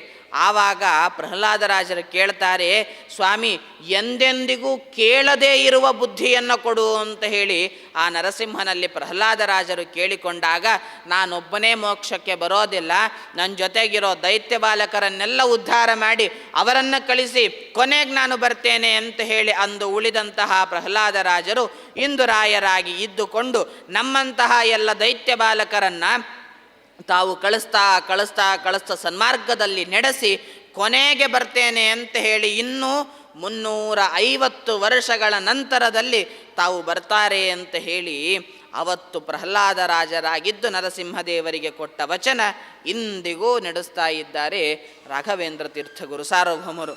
ಆ ರೀತಿಯಾಗಿ ಅಂತಹ ಪ್ರಹ್ಲಾದರಾಜರಲ್ಲಿ ನನ್ನ ವಿಶಿಷ್ಟವಾದಂತಹ ಒಂದು ವಿಭೂತಿ ರೂಪ ಇದೆ ಅಂತ ಹೇಳಿ ಭಗವಂತ ಶ್ರೀಕೃಷ್ಣ ಪರಮಾತ್ಮ ಅರ್ಜುನನಿಗೆ ತಿಳಿಸ್ತಾ ಇದ್ದಾನೆ. ಇನ್ನು ಎಲ್ಲ ಪಕ್ಷಿಗಳಲ್ಲಿ ಯಾವ ಪಕ್ಷಿಯಲ್ಲಿ ನನ್ನ ವಿಭೂತಿ ರೂಪ ಇದೆ ಅಂತಂದರೆ ವೈನತೇಯನಲ್ಲಿ, ಗರುಡನಲ್ಲಿ ನನ್ನ ವಿಶಿಷ್ಟವಾದಂತಹ ಭಗವದ್ ರೂಪ ಇದೆ, ಅದನ್ನು ನೀನು ತಿಳಿದುಕೊಳ್ಳಬೇಕು. ಈ ರೀತಿಯಾಗಿ ಭಗವಂತ ತಾನು ತನ್ನ ವಿಶಿಷ್ಟವಾದ ರೂಪಗಳನ್ನು ತಿಳಿಸ್ತಾ ಬರ್ತಾ ಇದ್ದಾನೆ. ತದನಂತರವಾಗಿ 11ನೇ ಅಧ್ಯಾಯದಲ್ಲಿ ವಿಭೂತಿ ರೂಪ ಆದ ಮೇಲೆ ವಿಶ್ವರೂಪದ ಪ್ರದರ್ಶನವನ್ನು ಭಗವಂತ ಮಾಡಿದ್ದಾನೆ. ವಿಶ್ವರೂಪದ ಪ್ರದರ್ಶನ ಅಂತಂದರೆ ಏನು? ವಿಶ್ವಾದಿ ಎಲ್ಲ ರೂಪಗಳು ಆ ಭಗವಂತನ ರೂಪದಲ್ಲಿರುವಂಥದ್ದು. ಇಡೀ ವಿಶ್ವದಲ್ಲಿ ಏನೇನಿದೆಯಲ್ಲ ಅದೆಲ್ಲವೂ ಕೂಡ ಆ ರೂಪದಲ್ಲಿ ನಾವು ಕಾಣಬಹುದು. ಹಾಗಾಗಿ ಅಂತಹ ರೂಪ ಅದು ವಿಶ್ವರೂಪ.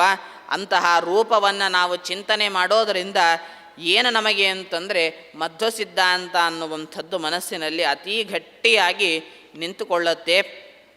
ಧೃತರಾಷ್ಟ್ರನಿಗೆ ಸಂಜಯ ಹೇಳ್ತಾ ಇದ್ದಾನೆ. ಸಂಜಯ ಹೇಳಿದ, ಧೃತರಾಷ್ಟ್ರ, ಭಗವಂತ ಅರ್ಜುನನಿಗೆ ವಿಶಿಷ್ಟವಾದ ತನ್ನ ರೂಪವನ್ನು ತೋರಿಸ್ತಾ ಇದ್ದಾನೆ, ಅದರ ವರ್ಣನೆಯನ್ನು ಮಾಡುತ್ತೇನೆ ಕೇಳು. ವರ್ಣನೆಯನ್ನು ಮಾಡಿದರೆ ನೀನು ಭಯಭೀತನಾಗ್ತೀಯ. ನೋಡಿದಂತಹ ಅರ್ಜುನ ಯಾವ ರೀತಿಯಾಗಿ ತಡೆದುಕೊಂಡಿರಬೇಕು ಅಂತ ಹೇಳಿ ಯಾವ ಸಂಜಯ ಹೇಳುವಂತೆ ಭಗವಂತನ ವಿಶಿಷ್ಟವಾದ ವಿಶ್ವರೂಪ ಅಂತಂದರೆ ಏನು? ವಿಶ್ವ ಅಂತಂದರೆ ಏನು? ವೃಷಲ್ ವ್ಯಾಪ್ತವು, ಎಲ್ಲ ಕಡೆಗಳಲ್ಲಿ ವ್ಯಾಪ್ತನಾಗಿರುವಂಥವನು ಭಗವಂತ. ಹಾಗಾಗಿ ಅಂತಹ ಭಗವಂತನಿಗೆ ವಿಶ್ವ ಅಂತ ಹೆಸರು. ಎಲ್ಲ ಕಡೆಗಳಲ್ಲಿ ವ್ಯಾಪ್ತನಾಗಿದ್ದಾನಂತೆ ಭಗವಂತ. ಇಲ್ಲಿದ್ದಾನೆ ಅಲ್ಲಿಲ್ಲ ಅನ್ನೋದೇ ಇಲ್ಲ, ಎಲ್ಲ ಕಡೆಗಳಲ್ಲಿಯೂ ಕೂಡ ಭಗವಂತ ಇದ್ದಾನೆ. ಕನಕದಾಸರಿಗೆ ವ್ಯಾಸರಾಜರು ಕರೆದು ಒಂದು ಬಾಳೆಹಣ್ಣನ್ನು ಕೊಟ್ಟು ಹೇಳ್ತಾರಂತೆ, ಯಾರೂ ಇಲ್ಲದೇ ಇರೋ ಕಡೆಗೆ ಹೋಗಿ ತಿಂದುವಾ ಅಂತ ಹೇಳಿ. ಇದೇ ರೀತಿಯಾಗಿ ಮಿಕ್ಕ ಬ್ರಾಹ್ಮಣರಿಗೆ ಕೊಟ್ಟಿದ್ದರೆ ಬೇರೆಯವರೆಲ್ಲ ಏನು ಮಾಡ್ತಾರೆ? ಒಬ್ಬರು ದೇವ್ರ ಮನೆ ಕೋಣೆ ಬಾಗಿಲು ಹಾಕ್ಕೊಂಡು ತಿಂತಾರೆ, ಇನ್ನೊಬ್ಬರು ಬೆಡ್ರೂಮಲ್ಲಿ ಹೋಗಿ ಬಾಗಿಲು ಹಾಕ್ಕೊಂಡು ತಿಂತಾರೆ, ಯಾರೂ ಇಲ್ಲದೇ ಇರೋ ತೋಪಲ್ಲಿ ಹೋಗೊಬ್ಬರು ಬಾಳೆಹಣ್ಣು ತಿಂದು ಬರ್ತಾರೆ. ಆದರೆ ಕನಕ ಮಾತ್ರ ತಿನ್ನೋದೇ ಇಲ್ಲ. ವ್ಯಾಸರಾಜರು ಕೇಳ್ತಾರೆ, ಯಾಕೋ ನೀನು ತಿನ್ನಲೇ ಇಲ್ವಲ್ಲ ಅಂತಂದರೆ, ನಾನು ತಿನ್ನಬೇಕು ಅಂತ ನೋಡಿದೆ, ಆದರೆ ನೀವೊಂದು ಕಂಡೀಷನ್ ಹಾಕಿದ್ರಿ, ಯಾರೂ ಇಲ್ಲದೇ ಇರೋ ಕಡೆಗೆ ತಿಂದು ಬಾ ಅಂತ ಹೇಳಿ. ಆವಾಗ ನಾನು ನೋಡಿದೆ, ಎಲ್ಲ ಕಡೆಯಿಂದ ಎಷ್ಟೋ ಜನ ನನ್ನನ್ನು ನೋಡ್ತಾ ಇರುವಂತೆ ಆಭಾಸ ಆಗ್ತಾ ಇತ್ತು. ಅದಕ್ಕಾಗಿ ತಿನ್ನಲಿಕ್ಕೆ ಆಗಲಿಲ್ಲ. ಯಾರು ನೋಡ್ತಾ ಇದ್ರು ಅಂತಂದರೆ ಸಾಕ್ಷಾತ್ ಭಗವಂತ ನೋಡ್ತಾ ಇದ್ದ ಅನ್ನೋ ಎಚ್ಚರ ಆ ಕನಕನಿಗೆ ಇತ್ತು. ಆ ರೀತಿಯಾಗಿ ಭಗವಂತ ತಾನು ವಿಶ್ವನಾಗಿದ್ದಾನೆ. ಎಲ್ಲ ಕಡೆಗಳಲ್ಲಿ ಭಗವಂತ ತಾನು ವ್ಯಾಪ್ತನಾಗಿದ್ದಾನೆ, ಎಲ್ಲರನ್ನ ತಾನು ನೋಡ್ತಾ ಇದ್ದಾನೆ. ಅದಕ್ಕೆ ಭಗವಂತನಿಗೆ ವಿಶ್ವತಶ್ಚಕ್ಷು ಅಂತ ಹೇಳಿ. ಅವನು ನಾವೆಲ್ಲ ಏನು ಅಂದ್ಕೊಂಡಿದ್ದೀವಿ, ದೇವರು ನೋಡ್ತಾ ಇಲ್ಲ ನಮ್ಮನ್ನು, ಹಾಗಾಗಿ ನಮಗೆ ಬೇಕಾದಂತ ನಾವು ಮಾಡಿಬಿಡ್ಬೋದು ಅಂಥೇಳಿ. ಸರ್ವಥಾ ಆ ರೀತಿ ಮಾಡೋ ಹಾಗೇ ಇಲ್ಲ. ಈ CC ಕ್ಯಾಮ್ರಾ ಒಂದು ವೇಳೆ ರೆಕಾರ್ಡ್ ಮಾಡೋದೇನಾದರೂ ಪವರ್ ಪ್ರಾಬ್ಲಮ್ಮಿಂದ ಅಥವಾ ಮೆಮೊರಿ ಫುಲ್ ಆದರೆ ಅದು ಆಟೋಮೆಟಿಕ್ಕಾಗಿ ಆಫ್ ಆಗ್ಬೋದೇನು. ಆದರೆ ಭಗವಂತನ ಆ ಕೆಪ್ಯಾಸಿಟಿ ಯಾವತ್ತಿಗೂ ಕೂಡ ಕುಂದೋದೇ ಇಲ್ಲ. ಹಾಗಾಗಿ CC ನೋಡ್ತಾ ಎಲ್ಲವನ್ನ ಕ್ಯಾಪ್ಚರ್ ಮಾಡಿಬಿಡ್ತಾನೆ ಭಗವಂತ. ಹಾಗಾಗಿ ಅಂತಹ ಭಗವಂತನಿಗೆ ವಿಶ್ವತಶ್ಚಕ್ಷು ಅಂತ ಹೇಳಿ. ಭಗವಂತ ಎಲ್ಲ ಕಡೆಗಳಲ್ಲಿ ವ್ಯಾಪ್ತನಾಗಿದ್ದಾನೆ. ಅಣುರೇಣು ತೃಣಕಾಷ್ಟ ಪರಿಪೂರ್ಣ ಗೋವಿಂದ ಅಂತ ಹೇಳಿ ಎಲ್ಲದರಲ್ಲಿಯೂ ಕೂಡ ಪರಿಪೂರ್ಣನಾಗಿ ತಾನಿದ್ದುಕೊಂಡು ಇಂಥದ್ದರಲ್ಲಿ ಭಗವಂತ ಇಲ್ಲ ಅನ್ನೋ ಥರವೇ ಇಲ್ಲ. ಹಾಗಾಗಿ ಎಲ್ಲದರಲ್ಲಿಯೂ ಕೂಡ ಭಗವಂತ ತಾನು ಇರ್ತಾನೆ. ಹಾಗಾಗಿ ಭಗವಂತನಿಗೆ ವಿಶ್ವ ಅಂತ ಹೆಸರು. ಇಂತಹ ವಿಶ್ವರೂಪದ ದರ್ಶನವನ್ನು ಆ ಅರ್ಜುನನಿಗೆ ಕೊಡ್ತಾನೆ. ಹೇಗಿದೆ ಅಂತಂದರೆ ಅದರಲ್ಲಿ ಋಷಿಗಳ ಮುಖಗಳು, ದೇವತೆಗಳ ಮುಖಗಳು, ಗಣಪತಿಯ ಮುಖ, ರುದ್ರನ ಮುಖ, ಅದೇ ರೀತಿಯಾಗಿ ಭಗವಂತನ ಮುಖ, ಈ ರೀತಿಯಾಗಿ 19 ತಲೆಯುಳ್ಳಂತಹ ಭಗವಂತನ ರೂಪಕ್ಕೆ ವಿಶ್ವರೂಪ ಅಂತ ಹೆಸರು. ಇಂತಹ ವಿಶ್ವರೂಪದ ಮಧ್ಯದಲ್ಲಿ ಸೊಂಡಿಲಿರುವಂತಹ ರೂಪ, ಈ ರೂಪವನ್ನು ಧ್ಯಾನ ಮಾಡಿದ್ದಕ್ಕಾಗಿಯೇ ವಿನಾಯಕನಿಗೆ ಸೊಂಡಿಲು ಮುಖ ಬಂದದ್ದು. ನಾವೆಲ್ಲ ಈ ಕಥೆಯನ್ನು ಕೇಳಿರ್ತೀವಿ. ಏನು, ಪಾರ್ವತಿ ತನ್ನ ಮೈ ಮೇಲಿರೋ ಎಲ್ಲ ಹೊಲಸನ್ನು ತೆಗೆದು ಒಂದು ಬೊಂಬೆ ಮಾಡಿದ್ಲು, ಆ ಬೊಂಬೆಯಲ್ಲಿ ಜೀವ ತುಂಬಿದ್ಲಂತೆ, ಅದೇ ಗಣಪತಿ ಆಯಿತು ಅಂಥೇಳಿ. ಅಲ್ಲ, ಆಕೆ ಸಾಕ್ಷಾತ್ ಜಗನ್ಮಾತೆ ಪಾರ್ವತೀ ದೇವಿ. ಎಷ್ಟು ದಿನದಿಂದ ನಮಗೆ ಪ್ರಶ್ನೆ ಬರೋದೇನು ಅಂತಂದರೆ, ಆಕೆ ಸ್ನಾನನೇ ಮಾಡಿರಲಿಲ್ವಾ ಅಂಥೇಳಿ. ಏನು ವರ್ಷಕ್ಕೊಮ್ಮೆನೋ 10 ವರ್ಷಕ್ಕೊಮ್ಮೆ ಸ್ನಾನ ಮಾಡೋ ಥರ ಮೈ ಮೇಲೇನು ಕೊಳೆ ಇಟ್ಕೊಂಡಿರ್ತಾಳೆ ಆಕೆ? ಅಲ್ಲ, ಸರ್ವಥಾ ಆ ರೀತಿ ನಾವು ಅದನ್ನು ಚಿಂತನೆ ಮಾಡಲಿಕ್ಕೆ ಹೋಗಬಾರದು. ಆ ಪಾರ್ವತೀ ದೇವಿ ಅನ್ನುವಂಥವಳು ಆಕೆ ಜಗನ್ಮಾತ್ರಕ್ಕೆ ತನ್ನ ಮೈಮೇಲೆ ಹಚ್ಚಿಕೊಂಡಿರುವಂತಹ ಭಗವಂತನ ಮೃತ್ತಿಕೆ, ಆ ಮೃತ್ತಿಕೆಯಿಂದ ಮಾಡಿದಂಥದ್ದು ಆ ವಿನಾಯಕ. ಆ ವಿನಾಯಕನಲ್ಲಿ ಜೀವ ತುಂಬ್ತಾಳಂತೆ. ಜೀವ ತುಂಬಿದಾಗ ಸ್ನಾನಕ್ಕೆ ಹೋಗಿರ್ತಾಳೆ, ಯಾರೂ ಬರದಂತೆ ಕಾಯಬೇಕು ಅಂತ ಹೇಳೋದಕ್ಕಾಗಿ ರುದ್ರದೇವರು ಬಂದರೂ ಕೂಡ ಒಳಗಡೆ ಬಿಡೋದಿಲ್ಲ. ಅದಕ್ಕಾಗಿ ಸಿಟ್ಟಿಗೆದ್ದ ರುದ್ರದೇವರು ತಲೆಯನ್ನು ಕಡಿತಾರೆ. ಹೊರಗಡೆ ಬಂದು ನೋಡಿದಾಗ ಇಷ್ಟೆಲ್ಲ ರಾದ್ದಾಂತ ಆಗಿರೋ ಕಾರಣಕ್ಕಾಗಿ ರುದ್ರದೇವರು ಹೇಳ್ತಾರೆ, ಯಾವುದಾದ್ರೂ ಮುಖ ಸಿಕ್ಕರೆ ಕಡ್ಕೊಂಡು ಬನ್ನಿ, ಅದನ್ನೇ ಇಡ್ತೀನಿ ಅಂತ ಹೇಳಿದಾಗ ಆನೆ ಮುಖ ಕಾಣ್ತಂತೆ. ಅದಕ್ಕೆ ಆನೆ ಮುಖ ತಂದ್ರಂತೆ, ರುದ್ರದೇವರು ಇಟ್ರಂತೆ. ಆವಾಗಿಂದ ಗಣಪತಿಗೆ ಆನೆ ಮುಖ ಬಂತಂತೆ. ಇದೆಲ್ಲವೂ ಕೂಡ ಕಥೆ ಚೆನ್ನಾಗಿದೆ ಕೇಳೋದಕ್ಕೆ. ಆದರೆ ಆನೆ ಮುಖವೇ ಯಾಕೆ ಬರಬೇಕಾಗಿತ್ತು? ಯಾಕೆ ಇರುವೆ ಮುಖ ಇಡಬಾರ್ದ? ಕೋತಿ ಮುಖ ಇಡಬಹುದಾಗಿತ್ತು. ಯಾಕೆ ಇಡಲಿಲ್ಲ ಅಂತಂದರೆ, ಎಲ್ಲದಕ್ಕೂ ಕೂಡ ಪೂರ್ವದಲ್ಲಿ ಒಂದು ತತ್ವ ಪ್ರಮೇಯ ಅನ್ನುವಂಥದ್ದು ಅಡಕವಾಗಿರುತ್ತೆ. ಆ ಯಾವ ಗಣಪತಿ ಭಗವಂತನ ವಿಶ್ವರೂಪದಲ್ಲಿರುವಂತಹ ಸೊಂಡಿಲಿನ ಮುಖವನ್ನು ಸದಾ ಕಾಲದಲ್ಲಿಯೂ ಕೂಡ ಚಿಂತನೆ ಮಾಡ್ತಾ ಮಾಡ್ತಾ ಮಾಡ್ತಾ ಇದ್ದದ್ದಕ್ಕಾಗಿ ಆ ಗಣಪತಿಗೆ ಆನೆಯ ಮುಖವೇ ಬಂದದ್ದು. ಒಂದು ವೇಳೆ ಅವನೇನಾದರೂ ಕೂಡ ಭಗವಂತನಿಗಿರುವ ಕೋತಿಯ ಮುಖವನ್ನು ಚಿಂತನೆ ಮಾಡಿದರೆ ಅವನಿಗೆ ಆ ಕೋತಿಯ ಮುಖವೇ ಬರ್ತಾ ಇತ್ತು. ಅವನು ಚಿಂತನೆ ಮಾಡಿದ್ದು ಆನೆಯ ಸೊಂಡಿಲಿರುವಂತಹ ಮುಖ. ಹಾಗಾಗಿ ಅಂತಹ ಮುಖದ ಚಿಂತನೆಯ ಪ್ರಭಾವದಿಂದಾಗಿ ಆ ಗಣಪತಿಗೆ ಆನೆಯ ಸೊಂಡಿಲಿರುವಂತಹ ಮುಖ ಬಂತು ಅನ್ನೋ ತತ್ವಪ್ರಮೇಯವನ್ನು ನಾವಿಲ್ಲಿ ಅರ್ಥ ಮಾಡಿಕೊಳ್ಬೇಕು. ಇಂತಹ ಯಾವ ವಿಶ್ವರೂಪ ಅದು ಹೇಗಿದೆ? ಅನಂತವಾದಂತಹ ಬಾಹುಗಳು, ಸಹಸ್ರ ಶೀರ್ಷ ಪುರುಷ ಸಹಸ್ರಾಕ್ಷ ಸಹಸ್ರಪಾದ್ ಸಭೋಮಿನ್ ವಿಶ್ವತೋ ವೃತ್ವಾ ಅತ್ಯತಿಷ್ಠದ್ದಶಾಂಗುಲಂ.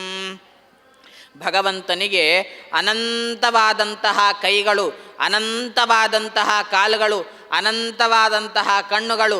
ಭಗವಂತನಿಗೆ ಇಷ್ಟೇ ನಿರ್ದಿಷ್ಟ ಅಂತಿಲ್ಲ. ಹಾಗಾಗಿ ಅಷ್ಟು ಕೈಗಳನ್ನು, ಬಾಹುಗಳನ್ನು ಹೊಂದಿದಂಥದ್ದು ಆ ಅನಂತವಾದಂತಹ ರೂಪ. ಈ ಅನಂತವಾದ ಬಾಹುಗಳನ್ನು ನಾವು ಯಾವ ರೀತಿಯಾಗಿ ಚಿಂತನೆ ಮಾಡಬೇಕು ಅಂತಂದರೆ, ನಾವಿಷ್ಟು ಅರ್ಥ ಮಾಡಿಕೊಂಡ್ರೆ ಸಾಕು. ಭಗವಂತ ಒಮ್ಮೆ ತಾನು ಕೊಡ್ಲಿಕ್ಕೆ ಪ್ರಾರಂಭ ಮಾಡಿದ ಅಂತಂದರೆ ಅನಂತ ಕೈಗಳಿಂದ ಭಗವಂತ ಕೊಡ್ತಾ ಇರ್ತಾನೆ. ಆವಾಗ ಕೊಟ್ಟದ್ದನ್ನು ನಾವು ಎಲ್ಲಿ ಬಚ್ಚಿಟ್ಕೊಳ್ಬೇಕು ಅನ್ನೋದು ಗೊತ್ತಾಗಲ್ಲ.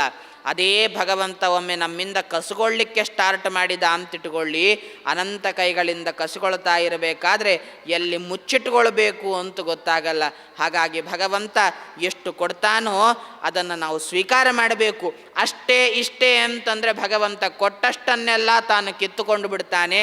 ಹಾಗಾಗಿ ಹುಷಾರಾಗಿ ಭಗವಂತನ ಅನಂತ ಬಾಹುಗಳು, ಕೊಡುವ ಭಗವಂತನಿಗೆ ಅನಂತ ಬಾಹು ಇದೆ ಅಂತಂದರೆ ಅದೇ ಭಗವಂತನಿಗೆ ಕಸಿದುಕೊಳ್ಳುವ ಶಕ್ತಿ ಇದೆ. ಅನಂತ ಬಾಹುಗಳಿಂದ ಭಗವಂತ ಕಸಿದುಕೊಳ್ತಾನೆ. ಹಾಗಾಗಿ ನಾವು ಕೊಟ್ಟದ್ದರಲ್ಲಿ ಸಂತೃಪ್ತರಾಗಿ ಕೆರೆಯ ನೀರನ್ನು ಕೆರೆಗೆ ಚೆಲ್ಲಿರಿ. ಭಗವಂತ ಕೊಟ್ಟದ್ದನ್ನು ಮತ್ತೆ ಭಗವಂತನಿಗೆ ಅರ್ಪಣೆ. ಯಾವ ರೀತಿಯಾಗಿ ಕೊಟ್ಟ ಪದಾರ್ಥ ಭಗವಂತ ಹೀಗೇ ಕೊಡು ಅಂತ ಕೇಳಲ್ಲ. ನನಗೆ ಹಣ ಕೊಟ್ಟಿದ್ದೀಯಾ, ಅದಕ್ಕಾಗಿ 1,00,000 ಹಣ ಕೊಟ್ಟರೆ ನೀನು ಎಲ್ಲ 1,00,000 ಹಣ ತಂದು ಹುಂಡಿಯಲ್ಲಿ ಹಾಕು ಅಂತ ಭಗವಂತ ಹೇಳಲ್ಲ. ಹೇಗೆ ಕೊಡಬೇಕು ಭಗವಂತನಿಗೆ ಅಂತಂದರೆ, ಕೊಟ್ಟ ಆ ಪದಾರ್ಥಗಳನ್ನು ಸರಿಯಾಗಿ ನಮಗೆ ಕೊಟ್ಟಂತಹ ಯಾವ ಕೆಲಸ ಅದನ್ನು ಚೆನ್ನಾಗಿ ನಿಭಾಯಿಸಿಕೊಂಡು ಹೋದಾಗ ಮಾತ್ರ ಅದು ಭಗವಂತನಲ್ಲಿ ಸರಿಯಾಗಿ ಅದು ವಿನಿಯೋಗ ಆಗತ್ತೆ. ಸಂಪಾದನೆ ಅದು ಭಗವಂತ ಕೊಟ್ಟದ್ದು. ಹಾಗಾಗಿ ಬಂದ ಆ ಸಂಪಾದನೆ ಯಾರಲ್ಲಿ ವಿನಿಯೋಗ ಆಗಬೇಕು? ಹೆಂಡತಿಯಲ್ಲಿಯೂ ವಿನಿಯೋಗ ಆಗಬೇಕು, ಮಗನಲ್ಲಿಯೂ ಕೂಡ ವಿನಿಯೋಗ ಆಗಬೇಕು. ಈ ರೀತಿಯಾಗಿ ಆಗ್ತಾ ಅದು ಕೊನೆಗೆ ಒಂದು ಸಂಪಾದನೆ ಎನ್ನುವಂಥದ್ದು ಅದು ಉಳಿತಾಯಕ್ಕಿರಬೇಕು. ಇನ್ನೊಂದು ಸಂಪಾದನೆ ದೀನ ದಲಿತರಿಗೆ, ಬಡವರಿಗೆ, ಇವರಿಗೆಲ್ಲ ದಾನ ಮಾಡುವಂತಿರಬೇಕು, ಬ್ರಾಹ್ಮಣರಿಗೆ ದಾನ ಮಾಡುವಂತಿರಬೇಕು. ಈ ರೀತಿಯಾಗಿ ಸದ್ವಿನಿಯೋಗ ಆದಂತಹ ಯಾವ ಹಣ ಅನ್ನುವಂಥದ್ದಿದೆಯಲ್ಲ, ಅದೇ ಕೆರೆಯ ನೀರನ್ನು ಕೆರೆಗೆ ಚೆಲ್ಲಿ ಅಂತ ಹೇಳಿದ್ದೆ ಹೊರತಾಗಿ ತಂದೆಲ್ಲವನ್ನೂ ಕೂಡ ಹುಂಡಿಯಲ್ಲಿ ಹಾಕಿ ಅಂತ ಹೇಳಿ ಭಗವಂತ ಎಲ್ಲೆಲ್ಲಿಯೂ ಕೂಡ ಹೇಳಲಿಲ್ಲ. ಹಾಗಾಗಿ ನಾವು ಆ ಭಗವಂತ ಕೊಟ್ಟದ್ದನ್ನು ಭಗವಂತನಿಗೆ ಕೊಡ್ತಾ ಬರಬೇಕು. ಈ ರೀತಿಯಾಗಿ ಆ ಚಿಂತನೆಯನ್ನು ಇಟ್ಟುಕೊಂಡಾಗ ಆ ಭಗವಂತನ ಅನಂತವಾದ ಕೈಗಳು ನಮ್ಮನ್ನು ಉದ್ಧಾರ ಮಾಡುತ್ತವೆ. ಭಗವಂತನಿಗೆ ಅನಂತವಾದಂತಹ ಕಾಲುಗಳಂತೆ ನಾವು ಎಲ್ಲೆಲ್ಲೋ ಓಡಿ ಹೋಗ್ತಾ ಇರ್ತೀವಿ, ಭಗವಂತನಿಗೆ ವಿಮುಖರಾಗಿ ಓಡಿ ಹೋಗ್ತಾ ಇರ್ತೀವಿ. ಆವಾಗ ಭಗವಂತ ನಮ್ಮನ್ನು ಭಕ್ತರು ಅಂತ ಸ್ವೀಕಾರ ಮಾಡಿ ನಮ್ಮ ಹಿಂದೆ ತಾನು ಓಡೋಡಿ ಬಂದು ನಮ್ಮನ್ನು ಸರಿಯಾದ ಟ್ರ್ಯಾಕ್ನಲ್ಲಿ ನಿಲ್ಲಿಸ್ತಾನೆ. ಆ ರೀತಿಯಾಗಿ ಭಗವಂತನಿಗೆ ಅನಂತವಾದ ಕೈಗಳು, ಅನಂತವಾದ ಕಾಲುಗಳುಳ್ಳಂತಹ ಭಗವಂತ ನಮ್ಮನ್ನು ಉದ್ಧಾರ ಮಾಡ್ತಾನೆ. ಅನೇಕವಾದಂತಹ ವಕ್ತ್ರಗಳು ಭಗವಂತನಿಗೆ ಬಾಯಿಯಂತೆ. ಎಂತಹ ದೊಡ್ಡ ಬಾಯಿ! ಇಡೀ ಬೊಂಬಾಯಿ. ನಮ್ಮದೆಲ್ಲ ಬಾಯಿ ಹೇಗೆ ಅಂತಂದರೆ ಒಮ್ಮೆ ತೆರೆದುಕೊಳ್ತು ಅಂತಂದರೆ ಮುಚ್ಚೋದೇ ಇಲ್ಲ. 1 ತಾಸುವರೆಗೂ ನೋಡಿ ಈ ಬಾಯಿ ಮುಚ್ಚತ್ತೇನೋ ಅಂಥೇಳಿ ವಟ ವಟ ವಟ ವಟ ವಟ ಏನೋ ಒಂದು ಒದರ್ತಾನೇ ಇರುತ್ತೆ. ಆದರೆ ಭಗವಂತನ ಬಾಯಿ ಎಷ್ಟು ದೊಡ್ಡದು ಗೊತ್ತಾ? ಅಂತ್ಯ ಪ್ರಳಯ ಕಾಲದಲ್ಲಿ ಭಗವಂತ ಇಡೀ ವಿಶ್ವವನ್ನು ನಾವು ಹಬ್ಬ ಅಂತ ಹೇಳಿ ವಿಶ್ವದಲ್ಲಿರುವಂತಹ ಒಂದು ಸೇರನ್ನು ಊಟ ಮಾಡೋದಕ್ಕೆ ಹಿಂದೆ ಮುಂದೆ ನೋಡಿ ಕಷ್ಟ ಆಗೋಗತ್ತೆ. ಆದರೆ ಭಗವಂತ ಎಂಥವನು ಅಂತಂದರೆ ಇಡೀ ವಿಶ್ವವನ್ನು ಒಂದೇ ತುತ್ತು ಥರ ನುಂಗಿಬಿಟ್ಟು ಕೊನೆಯಲ್ಲಿ ಬ್ರಹ್ಮದೇವರನ್ನು ಉಪ್ಪಿನಕಾಯಿ ಥರ ನೆಕ್ಕಿಬಿಡ್ತಾನಂತೆ. ಇದೇ ಭಗವಂತನ ಮಹಾಪ್ರಳಯ. ಇಷ್ಟು ದೊಡ್ಡದಾಗಿರುವಂಥದ್ದು ಅದು ಭಗವಂತನ ಬಾಯಿ. ಒಮ್ಮೆ ಯಶೋಧಾದೇವಿ ಕೇಳಿದ್ಲಂತೆ, ಏ ಕೃಷ್ಣ, ನೀನು ಮಣ್ಣು ತಿಂದಿದ್ದೀಯಲ್ಲೋ ಅಂಥೇಳಿ. ಇಲ್ಲಮ್ಮ, ನಾ ಏನೂ ತಿಂದಿಲ್ಲ. ಇದನ್ನೇ ಕಾಪಿ ಹೊಡ್ಕೊಂಡು ಇಂಗ್ಲೀಷ್ನವರು ಒಂದು ಪದ್ಯ ಮಾಡಿರೋದು. ಯಾವುದದು ಅಂತಂದರೆ ಅಬದ್ಧವಾದಂಥದ್ದು. ಜಾನಿ ಜಾನಿ ಎಸ್ ಪಾಪ ಅಂಥೇಳಿ ಬಾಯಿ ತೆಗೆದು ನೋಡಿದ್ರೆ ಹಾ ಹಾ ಹಾ ಅಂಥೇಳಿ ಆ ಕೂಸಂತಂತೆ. ಆದರೆ ನಿಜವಾಗಿಯೂ ಕೂಡ ಆ ರೀತಿ ಮಾಡಿದ್ಯಾರು ಅಂತಂದರೆ ಯಶೋಧಾದೇವಿ ಹಾಗೂ ಕೃಷ್ಣ ಪರಮಾತ್ಮ. ಕೃಷ್ಣ ಪರಮಾತ್ಮನನ್ನು ಯಶೋದೆ ಕೇಳಿದ್ಲಂತೆ, ಕೃಷ್ಣ, ನೀನು ಮಣ್ಣು ತಿಂದಿದ್ದಿ ಅಂತಲ್ಲ, ಬಾಯಿ ತೆಗಿಯೋ ಅಂತ ಹೇಳಿದಾಗ ಆವಾಗ ಕೃಷ್ಣ ಬಾಯಿ ತೆಗಿತಾನೆ. ಬಾಯಿ ತೆಗೆದಾಗ ಅಲ್ಲಿ ಕಂಡದ್ದೇನು ಅಂತಂದರೆ ಇಡೀ ಬ್ರಹ್ಮಾಂಡ. ಆ ಬ್ರಹ್ಮಾಂಡದ ಒಳಗೊಂದು ಕೃಷ್ಣ, ಆ ಕೃಷ್ಣನ ಮುಂದೆ ಯಶೋದೆ, ಮತ್ತೆ ಆ ಕೃಷ್ಣ ಪರಮಾತ್ಮ ಬಾಯಿ ತೆಗೆದಿದ್ದಾನೆ. ಬಾಯಿಯಲ್ಲಿ ಬ್ರಹ್ಮಾಂಡ, ಮತ್ತದರಲ್ಲಿ ಕೃಷ್ಣ, ಯಶೋದೆ, ಮತ್ತು ಬಾಯಿ ತೆಗೆದಿದ್ದಾನೆ, ಅದರಲ್ಲೊಂದು ಬ್ರಹ್ಮಾಂಡ.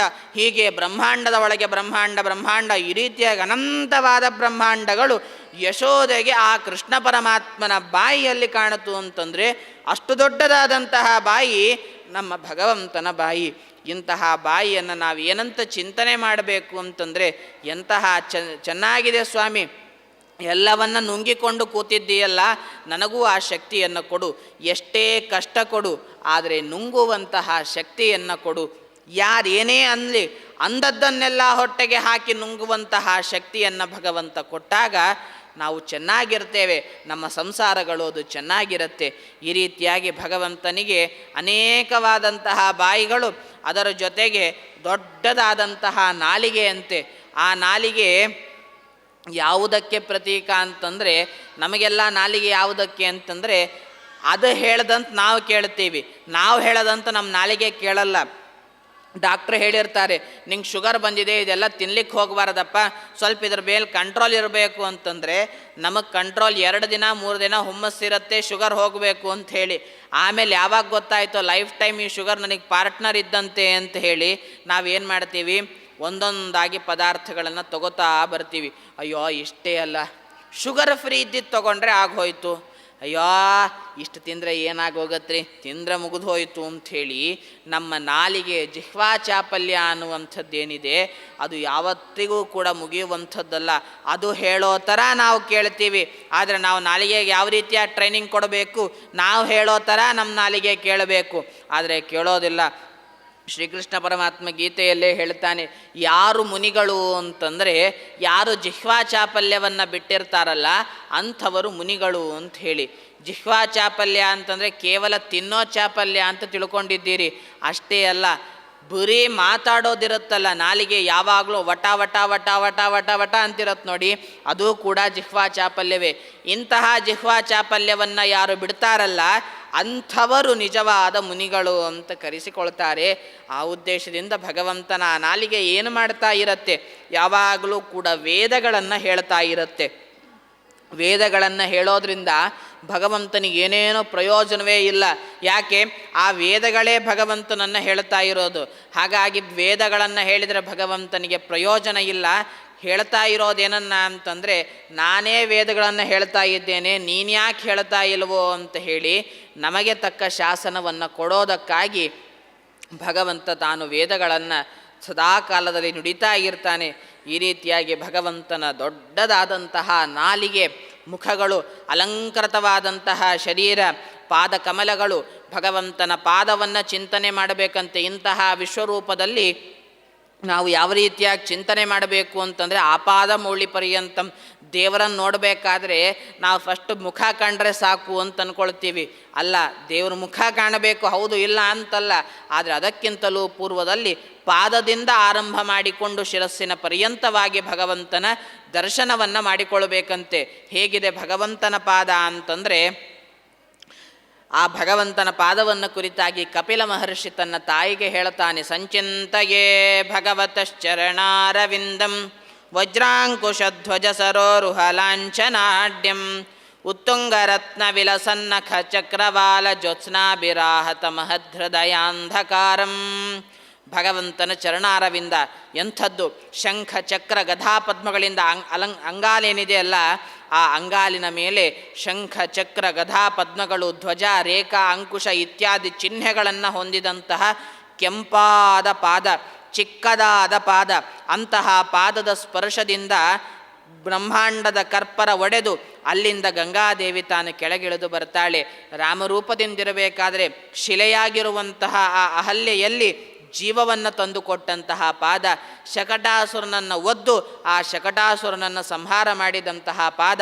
ಇಂತಹ ಯಾವ ಪಾದವನ್ನು ಚಿಂತನೆ ಮಾಡಿ ಮೇಲಕ್ಕೆ ಮಂಡಿ ತೊಡೆ ಭಾಗ, ಆ ತೊಡೆ ಭಾಗದಲ್ಲಿ ಭಗವಂತನ ಆ ತೊಡೆ ಮೇಲ್ಭಾಗದಲ್ಲಿ ಸೊಂಟ, ಆ ಸೊಂಟದ ಭಾಗದಲ್ಲಿ ನಕ್ಷತ್ರಗಳು ಹೇಗಿದ್ದೆ ಅಂತಂದರೆ ಉಡದಾರದ ಥರ ನಕ್ಷತ್ರಗಳೆಲ್ಲ ಇದ್ದಾವಂತೆ. ಆ ರೀತಿಯಾಗಿ ಭಗವಂತ ಇದ್ದುಕೊಂಡು ಮೇಲೆ ನಾಭಿ, ಆ ನಾಭಿಯಂಥದ್ದು ಇಡೀ ಬ್ರಹ್ಮಾಂಡವನ್ನು ಸೃಷ್ಟಿ ಮಾಡುವಂತಹ ಬ್ರಹ್ಮದೇವರೇ ಸೃಷ್ಟಿಯಾದಂತಹ ಜಾಗ. ಅಂತಹ ನಾಭಿ ಮೇಲೆ ಹೊಟ್ಟೆ ಭಾಗ ಹೇಗಿದೆ ಅಂತಂದರೆ ವೃತ್ತವಾದಂತಹ ಹೊಟ್ಟೆ. ಭಗವಂತನಿಗೂ ಕೂಡ ಫ್ಯಾಮಿಲಿ ಪ್ಯಾಕ್ ಅಂತೆ. ನಮಗಷ್ಟೇ ಫ್ಯಾಮಿಲಿ ಪ್ಯಾಕ್ ಅಂತ ತಿಳ್ಕೊಳ್ಬೇಡಿ. ಭಗವಂತನಿಗೂ ಏನು ಫ್ಯಾಮಿಲಿ ಪ್ಯಾಕ್ ಅಂತಂದರೆ ಇಡೀ ಬ್ರಹ್ಮಾಂಡ ಅವನಿಗೆ ಫ್ಯಾಮಿಲಿ. ಆ ಎಲ್ಲ ಫ್ಯಾಮಿಲಿಯನ್ನು ತನ್ನ ಉದರದಲ್ಲಿಟ್ಟುಕೊಂಡಿರ್ತಾನೆ. ಹಾಗಾಗಿ ಅಂತಹ ಭಗವಂತ ಫ್ಯಾಮಿಲಿ ಪ್ಯಾಕ್ ಆಗಿದ್ದಾನೆ. ಇಂತಹ ಭಗವಂತನನ್ನು ನಾವು ಚಿಂತನೆ ಮಾಡಬೇಕಂತೆ. ಹೇಗೆ ಪೀನವೃತ್ತ ಜಗದ್ರಕ್ಷ ಕೇವಲೋದ್ಯೋಗಿನೋ ನಿಶಂ. ಭಗವಂತನ ಪೀನವಾದಂತಹ ಉದರ, ಇಂತಹ ಉದರವನ್ನು ಯಾರು ಚಿಂತನೆ ಮಾಡ್ತಾರಲ್ಲ ಅಂಥವರ ರಕ್ಷಣೆ ಮಾಡುವಂಥದ್ದೇ ಭಗವಂತನ ನಿಜವಾದಂತಹ ಕೆಲಸ. ಇನ್ನು ಮೇಲ್ಗಡೆ ಬಂದಾಗ ಹೃದಯ ಭಾಗ, ಆ ಹೃದಯ ಅತೀ ಕೋಮಲವಾದಂತಹ ಹೃದಯ. ಪಕ್ಕದಲ್ಲಿ ವಕ್ಷಸ್ಥಳದಲ್ಲಿ ಸಾಕ್ಷಾತ್ ಲಕ್ಷ್ಮೀದೇವಿಯ ವಾಸ. ಇನ್ನು ಮೇಲ್ಗಡೆ ಬಂದಾಗ ಭಗವಂತ ತಾನು ಅನಂತ ಬಾಹುಗಳಿಂದ ಯುಕ್ತನಾಗಿದ್ದಾನೆ. ಮೇಲ್ ಬಂದಾಗ ಕುತ್ತಿಗೆ, ಆ ಕುತ್ತಿಗೆಯಲ್ಲಿ ಯಾವಾಗಲೂ ಕೂಡ ವೇದಗಳು ಪ್ರತಿಧ್ವನಿಸ್ತಾ ಇರುತ್ತೆ. ಮತ್ತು ಕುತ್ತಿಗೆಯ ಮೇಲ್ಭಾಗದಲ್ಲಿ ಅನಂತವಾದಂತಹ ಭಗವಂತನ ಶಿರಸ್ಸುಗಳು, ಶಿಖೆ ಅನ್ನುವಂಥದ್ದಿದೆ ಅಂತ ಹೇಳಿ ಈ ರೀತಿಯಾಗಿ ವಿಶ್ವರೂಪದ ಚಿಂತನೆಯನ್ನು ಮಾಡಬೇಕು ಅಂತ ಹೇಳಿ ಚಿಂತನೆಯನ್ನು ತೋರಿಸಿಕೊಟ್ಟಂಥದ್ದು ಅದು ಗೀತೆ. ಇಂತಹ ಭಗವಂತ ತಾನು ಹೇಗಿದ್ದಾನೆ ಅಂತಂದರೆ ಪರಮಪುರುಷನಾಗಿದ್ದಾನೆ, ಎಲ್ಲರಿಗಿಂತಲೂ ಕೂಡ ಉತ್ತಮನಾಗಿದ್ದಾನೆ. ಭಗವಂತ ಯಾರಿಗಿಂತಲೂ ಕೂಡ ಕಡಿಮೆ ಅಂತಿಲ್ಲ. ಈ ಸ್ವಲ್ಪ ಭಗವಂತನಲ್ಲಿ ಈ ಯಾವುದೋ ಒಂದು ಕ್ವಾಲಿಟಿ ಇಲ್ಲ ಹೇಳೋ ಥರವೇ ಇಲ್ಲ. ಆ ರೀತಿಯಾಗಿ ಭಗವಂತ ತಾನು ಗುಣಪೂರ್ಣನಾಗಿದ್ದಾನೆ. ಗುಣಪೂರ್ಣನಾದ ಭಗವಂತನನ್ನು ನಾವು ಚಿಂತನೆ ಮಾಡಬೇಕು ಅಂತ ಹೇಳಿ ಭಗವದ್ಗೀತೆ ಈ ರೀತಿಯಾಗಿ ಮಧ್ವ ಸಿದ್ಧಾಂತದ ಬಹುದೊಡ್ಡ ಪ್ರಮೇಯವನ್ನು ನಮಗೆ ಅದು ತಿಳಿಸಿಕೊಡ್ತಾ ಇದೆ. ಭಗವಂತ ಕಿರೀಟವನ್ನು ಧಾರಣೆ ಮಾಡಿದ್ದಾನೆ. ಕಿರೀಟಿನಂ ಗದಿನಂ ಚಕ್ರಹಸ್ತಂ ಇಚ್ಛಾಮಿತ್ವಾಂ ದೃಷ್ಟಮಾಹುಂ ತಥೈವ. ಭಗವಂತ ಕಿರೀಟವನ್ನು ಹಾಕಿಕೊಂಡಿದ್ದಾನೆ. ಗಧ, ಚಕ್ರ ಇತ್ಯಾದಿ ಎಲ್ಲ ವಿಧವಾದ ಆಯುಧಗಳನ್ನು ತನ್ನ ಕೈಯಲ್ಲಿ ಇಟ್ಟುಕೊಂಡಿರುವಂತಹ ಭಗವಂತ ಸಹಸ್ರಬಾಹು ಭವ ವಿಶ್ವಮೂರ್ತೆ. ಇಂತಹ ಭಗವಂತ ಸಹಸ್ರ ಬಾಹುಗಳಿಂದ ಇದ್ದಾನೆ. ಈ ರೀತಿಯಾದ ಭಗವಂತನನ್ನು ನಾವು ಚಿಂತನೆ ಮಾಡಬೇಕು. ಮಯಾ ಪ್ರಸನ್ನೇನ ತವಾರ್ಜುನೇದಂ ರೂಪಂ ಪರಂ ದರ್ಶಿತಮಾತ್ಮಯೋಗಾತ್ ತೇಜೋಮಯಂ ವಿಶ್ವಮನಂತಮಾದ್ಯಂ ಯನ್ಮೇ ತ್ವದನ್ಯೇನ ದೃಷ್ಟಪೂರ್ವಂ. ನೀನು ಸರ್ವಥಾ ಇಂತಹ ರೂಪವನ್ನು ಪೂರ್ವದಲ್ಲಿ ನೋಡಲಿಕ್ಕೆ ಸಾಧ್ಯ ಇಲ್ಲ. ಅಂತಹ ರೂಪವನ್ನು ನಾನು ತೋರಿಸಿದ್ದೇನೆ. ಪ್ರಸನ್ನವಾದಂತಹ ಈ ವದನ ಏನಿದೆ, ಈ ವದನವನ್ನು ನೀನೇನಂತ ಚಿಂತನೆ ಮಾಡು. ಪ್ರಸನ್ನ ವದನಂ ಧ್ಯಾಯೇತ್ ಸರ್ವವಿಘ್ನೋಪಶಾಂತಯೇ. ನಿನ್ನ ಎಲ್ಲ ವಿಘ್ನಗಳು ಅದು ನಿವಾರಣೆ ಆಗಬೇಕು ಅಂತಂದರೆ ಏನು ಚಿಂತನೆ ಮಾಡಬೇಕು? ನಾನು ವಿಷ್ಣು ಅಂತ ಚಿಂತನೆ ಮಾಡು ಅಂತ ಹೇಳಿ ಭಗವಂತ ತಾನು ತಿಳಿಸಿಕೊಡ್ತಾ ಇದ್ದಾನೆ. ಈ ರೀತಿಯಾಗಿ ಭಗವಂತನನ್ನು ಚಿಂತನೆ ಮಾಡಿ ಯಾವ ರೀತಿ ಯಾವ ರೂಪವನ್ನು ವೇದಗಳೂ ಕೂಡ ಸ್ಪಷ್ಟವಾಗಿ ತಿಳಿಸಲಿಕ್ಕೆ ಸಾಧ್ಯ ಇಲ್ವೋ ಅಂತಹ ರೂಪವನ್ನು ಅರ್ಜುನ ನಾನು ನಿನಗೆ ತೋರಿಸಿದ್ದೇನೋ, ಇಂತಹ ರೂಪವನ್ನು ನಾನು ಒಮ್ಮೆ ದುರ್ಯೋಧನನಿಗೂ ತೋರಿಸಿದಾಗ ಕೃಷ್ಣ ಪರಮಾತ್ಮ ಒಮ್ಮೆ ಟ್ರೈ ಮಾಡಿ ನೋಡೋಣ ಅಂಥೇಳಿ ದುರ್ಯೋಧನನ ಮನೆಗೆ ಹೋದನಂತೆ. ಯಾಕೆ? ದುರ್ಯೋಧನ ಹೇಗಿದ್ದರೂ ಕೂಡ ಬೀಗನೇ ಅಲ್ವಾ, ತನ್ನ ಮಗಳನ್ನು ಕೃಷ್ಣ ಪರಮಾತ್ಮನ ಮಗನಿಗೆ ತಂದುಕೊಂಡದ್ದು. ಹಾಗಾಗಿ ಬೀಗರಿಗೆ ಸ್ವಲ್ಪ ಒಳ್ಳೆ ಬುದ್ಧಿ ಬರಲಿ ಅಂಥೇಳಿ ಕೃಷ್ಣ ದುರ್ಯೋಧನನ ಮನೆಗೆ ಹೋಗಿ ಕೇಳಿದ್ನಂತೆ, ನಾನು ಕೃಷ್ಣನೋ ಅವನು ಇವನು ಅಂತ ತಿಳ್ಕೊಳ್ಳಿಕ್ಕೆ ಹೋಗಬೇಡ, ಸಾಕ್ಷಾತ್ ನಾರಾಯಣನೇ, ಅವನೇ ನಾನು ಅವತಾರ ಮಾಡಿಕೊಂಡು ಬಂದಿರೋದು ಅಂಥೇಳಿ ಕೃಷ್ಣ ಹೇಳ್ತಾನಂತೆ. ಅಯ್ಯೋ, ಇಂಥ ಪ್ರವಚನ ಮಾಡೋರು ನನ್ನ ಆಸ್ಥಾನದಲ್ಲಿ ಎಷ್ಟೋ ಜನ ಕೂತಿದ್ದಾರೆ, ಸುಮ್ಮನೆ ಹೋಗಯ್ಯ ಅಂತಂದಂತೆ. ಅಲ್ಲ, ಇಷ್ಟಾದರೂ ಕೂಡ ಕೇಳ್ತಾ ಇಲ್ಲ, ಎಷ್ಟೇ ಆದರೂ ಕೂಡ ಇವನಿಗೆ ಒಳ್ಳೆ ಬುದ್ಧಿ ತರಿಸ್ಬೇಕಲ್ಲ ಅಂತ ಹೇಳಿ ಭಗವಂತ ಇದೇ ವಿಶ್ವರೂಪವನ್ನು ಆ ದುರ್ಯೋಧನನಿಗೆ ತೋರಿಸ್ತಾನಂತೆ. ತೋರಿಸಿದಾಗ ಆವಾಗ ದುರ್ಯೋಧನ ಹೇಳ್ತಾನೆ, ನಮ್ಮಂಥವ್ರೇನಾಗಿದ್ದರೂ ನಮಗೆ ತೋರಿಸಿದ್ರೆ ನಾವಾದರೂ ಕೂಡ ಒಳ್ಳೆ ದಾರಿಗೆ ಬರ್ತಿದ್ವೇನೋ. ಆದರೆ ಅವನು ಮೊದಲೇ ಮಹಾರಾಯ ದುರ್ಯೋಧನ, ಅವನು ಹೇಳಿದ್ನಂತೆ, ಈ ಥರ ನಾಟಕ ಮಾಡಿ ತಮ್ಮ ರೂಪ ಪ್ರದರ್ಶನ ಮಾಡೋ ಇಂದ್ರಜಾಲ ಮಾಡ್ತಾರಲ್ಲ ಮೆಜಿಷಿಯನ್ಗಳು, ನನ್ನ ಆಸ್ಥಾನದಲ್ಲಿ 1000 ಗಟ್ಟಲೆ ಬಿದ್ದಿದ್ದಾರೆ, ನಿನಗೂ ಬೇಕಾದರೆ ಒಂದಿನ ಕಾರ್ಯಕ್ರಮ ಕೊಡ್ತೀನಿ, ಮಾಡ್ಕೊಂಡು ಹೋಗು ಅಂತ ಹೇಳಿ ಆ ದುರ್ಯೋಧನನಿಗೆ ವಿಶ್ವರೂಪವನ್ನು ತೋರಿಸಿದಾಗಲೂ ಕೂಡ ಅವನಿಗೆ ಬುದ್ಧಿ ಅದು ನೆಟ್ಟಗಾಗಲಿಲ್ಲ ಅಂತಿರಬೇಕಾದ್ರೆ ಯಾರಿಗೆ ತೋರಿಸಬೇಕು ಅವರಿಗೆ ತೋರಿಸಿದ ಅರ್ಜುನನಿಗೆ. ಹಾಗಾಗಿ ಅವನು ಚೆನ್ನಾಗಿ ಅರ್ಥ ಮಾಡಿಕೊಂಡು ಯುದ್ಧ ಮಾಡೋದಕ್ಕೆ ತಾನು ಸನ್ನದ್ಧನಾಗ್ತಾ ಇದ್ದಾನೆ. ದುರ್ಯೋಧನನಿಗೆ ತೋರಿಸಿದ ಯಾವ ಪ್ರಯೋಜನವೂ ಕೂಡ ಇಲ್ಲ. ಆದರೆ ಸಂಜಯನಿಗೆ ತೋರಿಸ್ತಾನಂತೆ. ಆ ವಿಶ್ವರೂಪವನ್ನು ನೋಡಿರುವಂಥದ್ದು ಕೇವಲ 3 ಜನ ಮಾತ್ರ, ಒಂದು ಅರ್ಜುನ, ಸಂಜಯ ಹಾಗೂ ದುರ್ಯೋಧನ. ಇಂತಹ ದುರ್ಯೋಧನ ನೋಡಿದರೂ ಕೂಡ ವ್ಯರ್ಥ ಆಗೋಯ್ತು. ಆದರೆ ನೋಡಿ ಉದ್ಧಾರ ಆದವರು ಮಾತ್ರ ಇಬ್ಬರು, ಒಂದು ಸಂಜಯ, ಇನ್ನೊಂದು ಅರ್ಜುನ. ಈ ರೀತಿಯಾಗಿ ಅರ್ಜುನ ಹಾಗೂ ಸಂಜಯ ಇಬ್ಬರೂ ಕೂಡ ಇಂತಹ ವಿಶ್ವರೂಪವನ್ನು ನೋಡಿ ತಾವು ಉದ್ಧತರಾಗಿದ್ದಾರೆ ಅನ್ನುವಂತಹ ವಿಚಾರವನ್ನು ಮಹಾಭಾರತಾದಿಗಳು ನಮಗೆ ತಿಳಿಸ್ತಾ ಇದೆ. ಇಂತಹ ಯಾವ ಭಗವಂತನನ್ನು ನಾವು ವಿಶಿಷ್ಟವಾಗಿ ಅವನನ್ನು ಏನು ಚಿಂತನೆ ಮಾಡಬೇಕು ಅಂತ ಹೇಳಿಯೂ ಕೂಡ ಭಗವದ್ಗೀತೆ ನಮಗೆ ಅದು ತಿಳಿಸಿಕೊಡ್ತಾ ಇದೆ.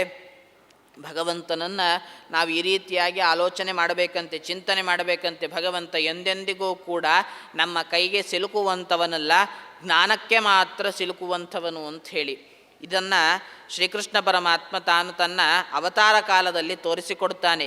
ಹೇಗೆ ಅಂತಂದರೆ, ಈ ಕೃಷ್ಣ ಪರಮಾತ್ಮನದ್ದು ಬಹಳ ಆಗೋಗಿತ್ತು. ನಂದಗೋಕುಲದಲ್ಲಿ ನಿತ್ಯವೂ ಕೂಡ ಓಡಾಡ್ತಾ ಇದ್ನಲ್ಲ ಕೃಷ್ಣ ಪರಮಾತ್ಮ, ಅವನು ಹೋಗ್ತಾನೆ, ಹೋಗೊಂದು 2 ನಿಮಿಷಕ್ಕೆ ಒಂದು ಕಂಪ್ಲೇಂಟ್ ಬರೋದಂತೆ, ಮತ್ತೆ ಇನ್ನೊಂದು 2 ನಿಮಿಷಕ್ಕೆ ಇನ್ನೊಬ್ಬರು ಬಂದು ಕಂಪ್ಲೇಂಟ್ ಹೇಳೋರಂತೆ. ಯಶೋಧಾದೇವಿಗೆ ಸಾಕಾಗಿ ಹೋಗಿತ್ತು. ಅದಕ್ಕಾಗಿ ಏನು ಮಾಡಬೇಕು ಅಂತಲೇ ಅರ್ಥ ಆಗಲಿಲ್ಲ. ಒಂದಿನ ಬೆಳಗ್ಗೆ ಭಗವಂತ ಕೃಷ್ಣ ಪರಮಾತ್ಮ ಎದ್ದನಂತೆ. ಎದ್ದೇಳೋದು ಹೇಗೆ? ಯಶೋಧಾದೇವಿನೇ ಎದ್ದೇಳಿಸಬೇಕು. ಉತ್ತಿಷ್ಠೋತ್ತಿಷ್ಠ ಗೋವಿಂದ ಉತ್ತಿಷ್ಠ ಗರುಡಧ್ವಜ ಉತ್ತಿಷ್ಠ ಕಮಲಾಕಾಂತ ತ್ರೈಲೋಕ್ಯಂ ಮಂಗಲಂ ಕುರು. ಈ ರೀತಿಯಾಗಿ ಸುಪ್ರಭಾತವನ್ನು ಹಾಡಿ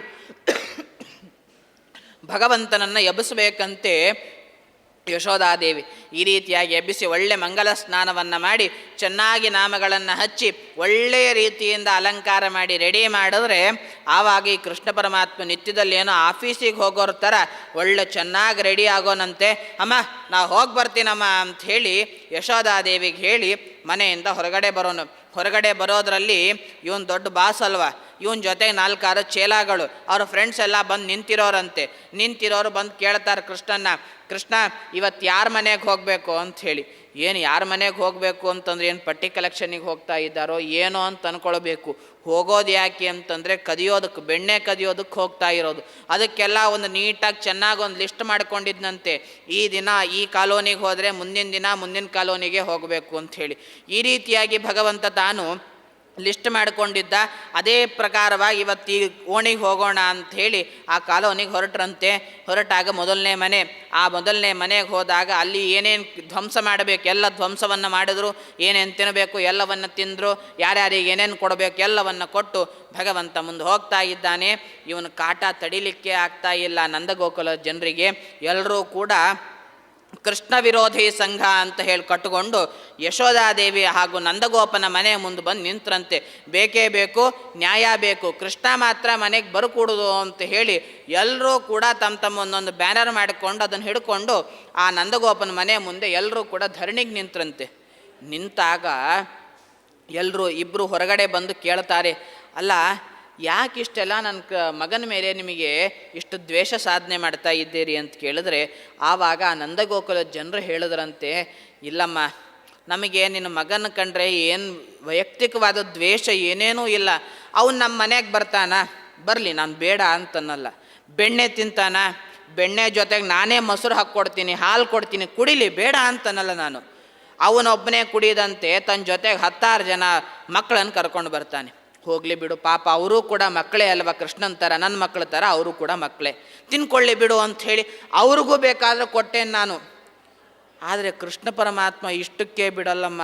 ಏನು ಮಾಡ್ತಾನೆ, ಹೋಗೋ ಬರೋ ಬೆಕ್ಕನ್ನು ಕರಿತಾನಂತೆ, ಬೆಕ್ಕು ಬಾಯಿಲ್ಲಿ ಅಂಥೇಳಿ. ಬೆಕ್ಕು ಬರುತ್ತೆ, ಬೆಕ್ಕು ಬಂದಾಗ ಕೃಷ್ಣ ಹೇಳ್ತಾನೆ, ತಗೋ ಬೆಣ್ಣೆ ತಿನ್ನು ಅಂತ ಹೇಳಿ. ಇಲ್ಲಪ್ಪ, ನಂಗೆ ಹೊಟ್ಟೆ ತುಂಬಿದೆ ಅಂತಂದರೆ ಅವನೇ ಖುದ್ದಾಗಿ ಬಾಯಿ ತೆಗೆದು ಬಾಯಲ್ಲಿ ಬೆಣ್ಣೆ ತುರುಕಿ ಅವನು ಕಳಿಸ್ತಾನಂತೆ. ಈ ರೀತಿಯಾಗಿ ಕಂಡು ಪ್ರಾಣಿಗಳನ್ನು ಕರಿತಾನೆ, ನಾಯಿ ಕರಿತಾನೆ, ಹೋಗೋ ಹಾವನ್ನು ಕರಿತಾನಂತೆ. ಹಾವನ್ನು ಕರೆದೋದಕ್ಕೆ ಡೈರೆಕ್ಟಾಗಿ ಹಾಲು ಕುಡಿಸ್ತಾನೆ ಕೃಷ್ಣ ಪರಮಾತ್ಮ. ಹಾರುವಂತಹ ಗುಬ್ಬಚ್ಚಿಗಳನ್ನು, ಪಕ್ಷಿಗಳನ್ನು ಕರಿತಾನಂತೆ ಕೃಷ್ಣ, ಅವರಿಗೆಲ್ಲ ಕರೆದು ಬೆಣ್ಣೆಯನ್ನು ಕೊಡ್ತಾನೆ. ಹೋಗಲಿ ಬಿಡು, ಮಕ್ಕಳ ಜೊತೆಗೆ ಈ ಪ್ರಾಣಿ ಪಕ್ಷಿಗಳು ತಿಂತಾ ಇದ್ದಾವಲ್ಲ ಅಂಥೇಳಿ ಅಲ್ಲಿಗೂ ಎಕ್ಸ್ಕ್ಯೂಸ್ ಕೊಟ್ಟದ್ದಾಯಿತು. ಇಷ್ಟೇ ಅಲ್ಲದಂತೆ ಇನ್ನೂ ಇವನದ್ದೇನು ತುಂಟಾಟ ಅಂತಂದರೆ, ಎಲ್ಲ ಮುಗಿಸ್ಕೊಂಡು ಬರಬೇಕಾದ್ರೆ ಎಲ್ಲ ಪಾತ್ರೆಗಳು ಖಾಲಿಯಾಗಿ ಹೋಗಿರುತ್ತೆ. ಅದೆಲ್ಲವನ್ನು ಒಂದೊಂದಾಗಿ ಮುರಿದು ಬರ್ತಾನಮ್ಮ. ಇದೇ ದೊಡ್ಡ ಪ್ರಾಬ್ಲಮ್. ಯಾಕೆ ಗೊತ್ತಾ, ನಮ್ಮ ಮನೆಯವ್ರು ದುಡಿಯೋದೇ 4 ರೂಪಾಯಿ. ಆ 4 ರೂಪಾಯಿ ತಿಂಗಳಲ್ಲಿ ದಿನ ಬರೇ ಮಡಿಕೆಗಳು ತರೋದೇ ಆಗೋಯ್ತು. ಇನ್ನು ಸರಿಯಾಗಿ ಹೇಗೆ ತಾನೇ ಸಂಸಾರ ಮಾಡಲಿಕ್ಕಾಗತ್ತೆ. ಹಾಗಾಗಿ ನಮಗೆ ಈ ಕೃಷ್ಣ ಪರಮಾತ್ಮನ ಹ್ಯಾಂಡ್ಲ್ ಮಾಡಲಿಕ್ಕಾಗ್ತಿಲ್ಲ. ನೀವು ಮಡಿಕೆಯನ್ನು ತರಿಸ್ಕೊಡಿ, ಇಲ್ವಾ ಈ ಕೃಷ್ಣ ಪರಮಾತ್ಮನನ್ನು ಹೊರಗೆ ಕಳಿಸ್ಲಿಕ್ಕೆ ಹೋಗಬೇಡಿ. ಏನು ನಿಮ್ಮ ಮನೆಯಲ್ಲಿ ಯಾವುದಕ್ಕಾದರೂ ಕೊರತೆ ಇದೆನಾ? ಯಾವುದಕ್ಕೂ ಕೊರತೆ ಇಲ್ಲ, ಸಮೃದ್ಧವಾಗಿದೆ. ಆದರೂ ಕೂಡ ಇನ್ನೊಬ್ಬರು ಮನೆ ಮೇಲೆ ಬಿಡ್ತಿರಲ್ಲ, ಇದು ನ್ಯಾಯನಾ ಅಂತ ಹೇಳಿ ಎಲ್ಲರೂ ಕೂಡ ಈ ರೀತಿಯಾಗಿ ಆ ಕೃಷ್ಣ ಪರಮಾತ್ಮನ ಮೇಲೆ ಕಂಪ್ಲೇಂಟ್ ಹೇಳ್ತಾ ಇದ್ದಾರೆ. ಕಂಪ್ಲೇಂಟ್ ಹೇಳುವಷ್ಟರಲ್ಲಿ ಕೃಷ್ಣ ಪರಮಾತ್ಮ ಬಂದು ಕೇಳ್ತಾನೆ, ಅಲ್ಲ ಏನು ಎಲ್ಲರೂ ಕೂಡ ಬಂದಿದ್ದೀರಲ್ಲ, ಏನೋ ನನ್ನ ಬಗ್ಗೆ ಕಂಪ್ಲೇಂಟ್ ಹೇಳ್ತಾ ಇರೋ ಥರ ಇದೆ ಅಂತ ಕೇಳ್ತಾನೆ ಕೃಷ್ಣ. ಅಷ್ಟೇ, ಇನ್ನೂ ಹೆಚ್ಚಾಗಿ ಕಂಪ್ಲೇಂಟ್ ಹೇಳಬೇಕು ಅಂತ ಬಾಯಿ ತೆಗಿತಾರೆ. ಆದರೆ ಭಗವಂತನ ಮಾಯೆಯಿಂದ ಯಾರು ಏನು ಮಾತಾಡಿದರೂ ಕೂಡ ಮಾತಾಡಲಿಕ್ಕೆ ಸಾಧ್ಯವೇ ಆಗ್ತಿಲ್ಲ. ಆವಾಗ ಅಂದ್ಕೊಂಡ್ರಂತೆ, ಇಂತಹ ಭಗವಂತನ ಲೀಲೆ, ಈ ಲೀಲೆ ನೋಡೋದಕ್ಕೆ ಚೆನ್ನಾಗಿ ಅಂತ ಹೇಳೋರೆಲ್ಲರೂ ಕೂಡ ಹೊರಟು ಹೋದ ಮೇಲೆ ಕೃಷ್ಣನಿಗೆ ಕ್ಲಾಸ್ ತಗೋತಾ ಇದ್ದಾಳೆ ಯಶೋಧಾದೇವಿ.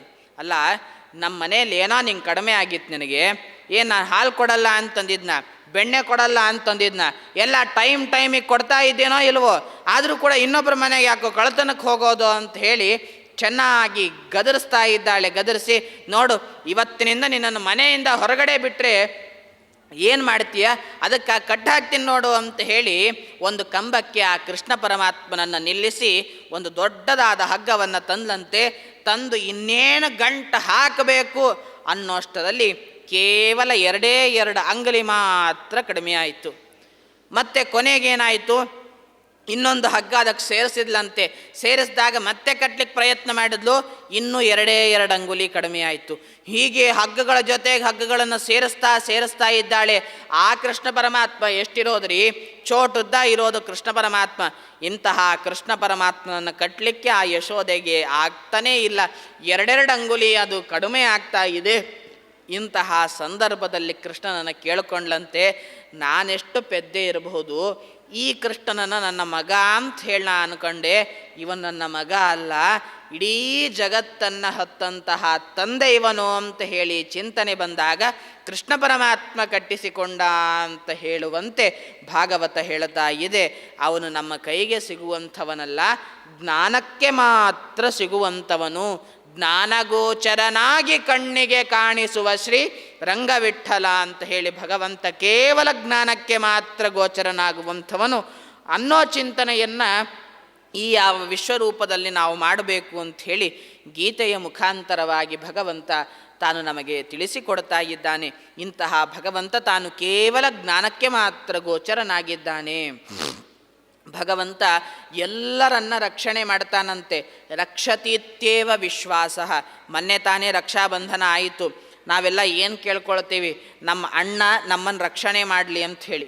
ಹಿಂದಿನ ಕಾಲದಲ್ಲೆಲ್ಲ ಅದಿತ್ತೇನೋ ಗೊತ್ತಿಲ್ಲ, ಆದರೆ ಈಗೆಲ್ಲ ಹೇಗೆ ಅಂತಂದರೆ ರಾಖಿ ಕಟ್ಟೋದೇ ದೊಡ್ಡ ಹಬ್ಬ ಅಂಥೇಳಿ. ಅಲ್ಲ, ರಕ್ಷಣೆ ಬೇಡಬೇಕಂತೆ ಅಣ್ಣನನ್ನು.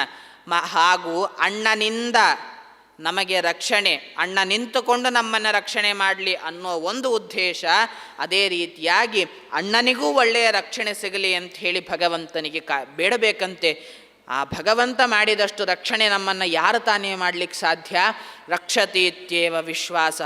ಭಗವಂತ ರಕ್ಷಣೆ ಮಾಡೇ ಮಾಡ್ತಾನೆ ಅನ್ನುವಂತಹ ದೃಢವಾದ ವಿಶ್ವಾಸ ಅದು ನಮ್ಮಲ್ಲಿ ಸದಾ ಕಾಲದಲ್ಲಿ ಇರಬೇಕು.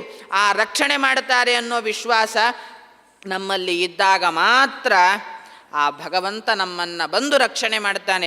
ವಿಶ್ವಾಸ ಇಲ್ಲದೆ ಹೋದರೆ ಭಗವಂತ ಸರ್ವಥಾ ಬರೋದಿಲ್ಲ. ಸ ರಕ್ಷತಾ ರಕ್ಷತಿ ಯೋಹಿ ಗರ್ಭೆ. ಯಾರ್ರೀ ನಮ್ಮನ್ನು ಗರ್ಭದಿಂದ ಆರಂಭ ಮಾಡಿಕೊಂಡು ಸಾಯೋ ಪರ್ಯಂತವಾಗಿ ಯಾರು ನಮ್ಮನ್ನು ರಕ್ಷಣೆ ಮಾಡಿದ್ದು? ಒಳಗಡೆ ಇರುವಂತಹ ಕೂಸಿನ ಬಗ್ಗೆ ತಾಯಿಗೆ ಅರಿವಿರೋದಿಲ್ಲ. ಅಂತಹ ಸಮಯದಲ್ಲಿಯೂ ಕೂಡ ಆ ಭಗವಂತ ನಮ್ಮನ್ನು ರಕ್ಷಣೆ ಮಾಡೋದ್ನಲ್ಲ. ನಿಂತಾಗ, ಎದ್ದಾಗ, ಕೂತಾಗ, ನಡಿಬೇಕಾದರೆ ಎಲ್ಲಿ ಆ ಕೂಸು ಬೀಳದಂತೆ ಆ ಭಗವಂತ ರಕ್ಷಣೆ ಮಾಡೋದ್ನಲ್ಲ. ಇನ್ನೇನು ದೇಹ ಸವಿತಾ ಬರ್ತಾ ಇರುತ್ತೆ, ವಯಸ್ಸಾದಂತೆಲ್ಲ ದೇಹ ಸವಿಯತ್ತೆ. ಆ ಸಮಯದಲ್ಲಿಯೂ ಕೂಡ ಕಾಲಲ್ಲಿ ಶಕ್ತಿಯನ್ನು ಕೊಟ್ಟು ನಮ್ಮ ಕೆಲಸವನ್ನು ನಾವು ಮಾಡುವಷ್ಟಾದರೂ ಕೂಡ ಶಕ್ತಿಯನ್ನು ಕೊಟ್ಟು ಭಗವಂತ ರಕ್ಷಣೆ ಮಾಡ್ತಾನಲ್ಲ. ಇದು ಭಗವಂತ ಸರಕ್ಷತಾ ರಕ್ಷತಿ ಯೋಹಿ ಗರ್ಭೆ. ಅವನು ಗರ್ಭದಿಂದ ಆರಂಭ ಮಾಡಿಕೊಂಡು ಸಾಯುವ ಪರ್ಯಂತದವಾಗಿಯೂ ಕೂಡ ನಮ್ಮನ್ನು ರಕ್ಷಣೆ ಮಾಡುತ್ತಾನೆ ಅನ್ನೋ ತತ್ವವನ್ನು ಭಗವದ್ಗೀತೆ ನಮಗೆ ತಿಳಿಸ್ತಾ, ಅದೇ ರೀತಿಯಾಗಿ ಎಲ್ಲ ಕಾಲದಲ್ಲಿಯೂ ಕೂಡ ನಮಗೆ ಕೇಳಿದ್ದನ್ನು, ಬೇಡಿದ್ದನ್ನು ಕೈತುಂಬ ಕೊಟ್ಟು ರಕ್ಷಣೆ ಮಾಡುವ ಮಹಾಗುರುಗಳು ಅದು ಶ್ರೀಮದ್ ರಾಘವೇಂದ್ರ ತೀರ್ಥ ಗುರು ಸಾರ್ವಭೌಮರು. ಅಂತಹ ರಾಯರು ಅವತಾರ ಮಾಡಿದ್ದೇ ರಾಮನ ಪೂಜೆಗಾಗಿ. ರಾಮನ ಪೂಜೆಯನ್ನು ಮಾಡ್ತಾ ಮಾಡ್ತಾ ಮಾಡ್ತಾ ಎಂತಹ ರಾಮ, ಸಾಕ್ಷಾತ್ ಬ್ರಹ್ಮದೇವರು ಪೂಜೆ ಮಾಡಿದಂತಹ ರಾಮ. ಅರ್ಚಾತು ರಾಮಚಂದ್ರಸ್ಯ ನಿರ್ಮಿತ ವಿಶ್ವಕರ್ಮಣ ವೃತ್ತಪೀಠಾಲಂಬಕರಣ ತ್ರಿವಕ್ರ ಸೀತೆಯಾ ಸಹ. ಆ ರೀತಿಯಾಗಿ ಸಾಕ್ಷಾತ್ ಬ್ರಹ್ಮದೇವರು ಪೂಜೆ ಮಾಡಿದ್ದು. ನಂತರದಲ್ಲಿ ರಾಮಚಂದ್ರ ಖುದ್ದಾಗಿ ತಾನು ಮುಟ್ಟಿ ತನ್ನ ಪ್ರತಿಮೆಯನ್ನು ಪೂಜೆ ಮಾಡಿದ ಆ ಮೂಲ ರಾಮಚಂದ್ರ ದೇವರ ಪ್ರತಿಮೆಯನ್ನು ಪೂಜೆ ಮಾಡೋ ಉದ್ದೇಶದಿಂದಲೇ ರಾಯರು ಅವತಾರವನ್ನು ಮಾಡಿರುವಂಥದ್ದು. ಸಾಯತ್ರ ರಾಮ ಪ್ರತಿಮಾಸ್ಥಿತತ್ರ ಚತುಃಪುಮರ್ತಿ ಸತತಂ ಚಕಾಸ್ತಿ. ಅಂತಹ ರಾಮದೇವರ ಪ್ರತಿಮೆ ಎಲ್ಲಿರತ್ತಲ್ಲ ಅಲ್ಲಿ 4 ಪುರುಷಾರ್ಥಗಳು ತುಂಬಿ ಇರುತ್ತೆ. ಅಂತಹ ರಾಯರ ಮಠದಲ್ಲಿ ಇಂದಿಗೂ ಕೂಡ ಬೇಡಿದ ವರವನ್ನು ಕೈತುಂಬಿ ಕೊಡುವಂತಹ ರಾಯರು ಒಂದು ರೂಪದಿಂದ ಸಾಕ್ಷಾತ್ ಅಲ್ಲಿದ್ದುಕೊಂಡು ಬಂದಿರುವಂತಹ ಎಲ್ಲ ಭಕ್ತಾದಿಗಳಿಗೆ ಬೇಡಿದ್ದನ್ನು ಕೈತುಂಬ ಕರೆದು ಕೊಡುವಂತಹ ಮಹಾಪ್ರಭುಗಳು. ಇಂದು ಯಾರು ತಾನೇ ಪಂಡಿತರು ರಾಯರ ಕಾರುಣ್ಯ ಇಲ್ಲದಂತಿದ್ದಾರೆ? ಯಾವ ಮಠದವರು ರಾಯರ ಕಾರುಣ್ಯ ಇಲ್ಲದಂತಿದ್ದಾರೆ? ಯಾವ ವರ್ಗದ ಜನರು ರಾಯರ ಕಾರುಣ್ಯ ಇಲ್ಲದಂತಿದ್ದಾರೆ? ಎಲ್ಲರ ಮೇಲೆಯೂ ಕೂಡ ತಮ್ಮ ಕಾರುಣ್ಯವನ್ನು ಬೀರಿದಂಥವರು ಮಹಾನುಭಾವರು ರಾಯರು. ಅದಕ್ಕಾಗಿ ದುರ್ವಾದಿಧ್ವಾಂತರವಯೇ ವೈಷ್ಣವೇಂದೀವರೇಂದವೇ ಶ್ರೀ ರಾಘವೇಂದ್ರ ಗುರವೇ ನಮೋ ಅತ್ಯಂತ ದಯಾಲವೇ. ಅತ್ಯಂತ ದಯಾಳುಗಳು ಯಾರಾದರೂ ಇದ್ದಾರಾ ಅಂತಂದರೆ ಅದು ರಾಯರು ಮಾತ್ರ. ಅಂತಹ ರಾಯರ ಈ ಯಾವ ಆರಾಧನಾ ಸಂದರ್ಭದಲ್ಲಿ ರಾಯರನ್ನು ವಿಶೇಷವಾಗಿ ಸ್ಮರಣೆಯನ್ನು ಮಾಡ್ತಾ, ರಾಯರು ನೀಡಿದ ಗೀತಾ ವಿವೃತ್ತಿಯ ಅಡಿಯಲ್ಲಿ ಮಧ್ವ ಸಿದ್ಧಾಂತದ ಚಿಂತನೆಯನ್ನು ಅವರ ಅಂತರ್ಯಾಮಿಯಾದ ಭಗವದ್ ರೂಪಕ್ಕೆ ಅರ್ಪಣೆಯನ್ನು ಮಾಡ್ತಾ ಶ್ರೀಕೃಷ್ಣಾರ್ಪಣಮಸ್ತು. ಹರಯೇ ನಮಃ.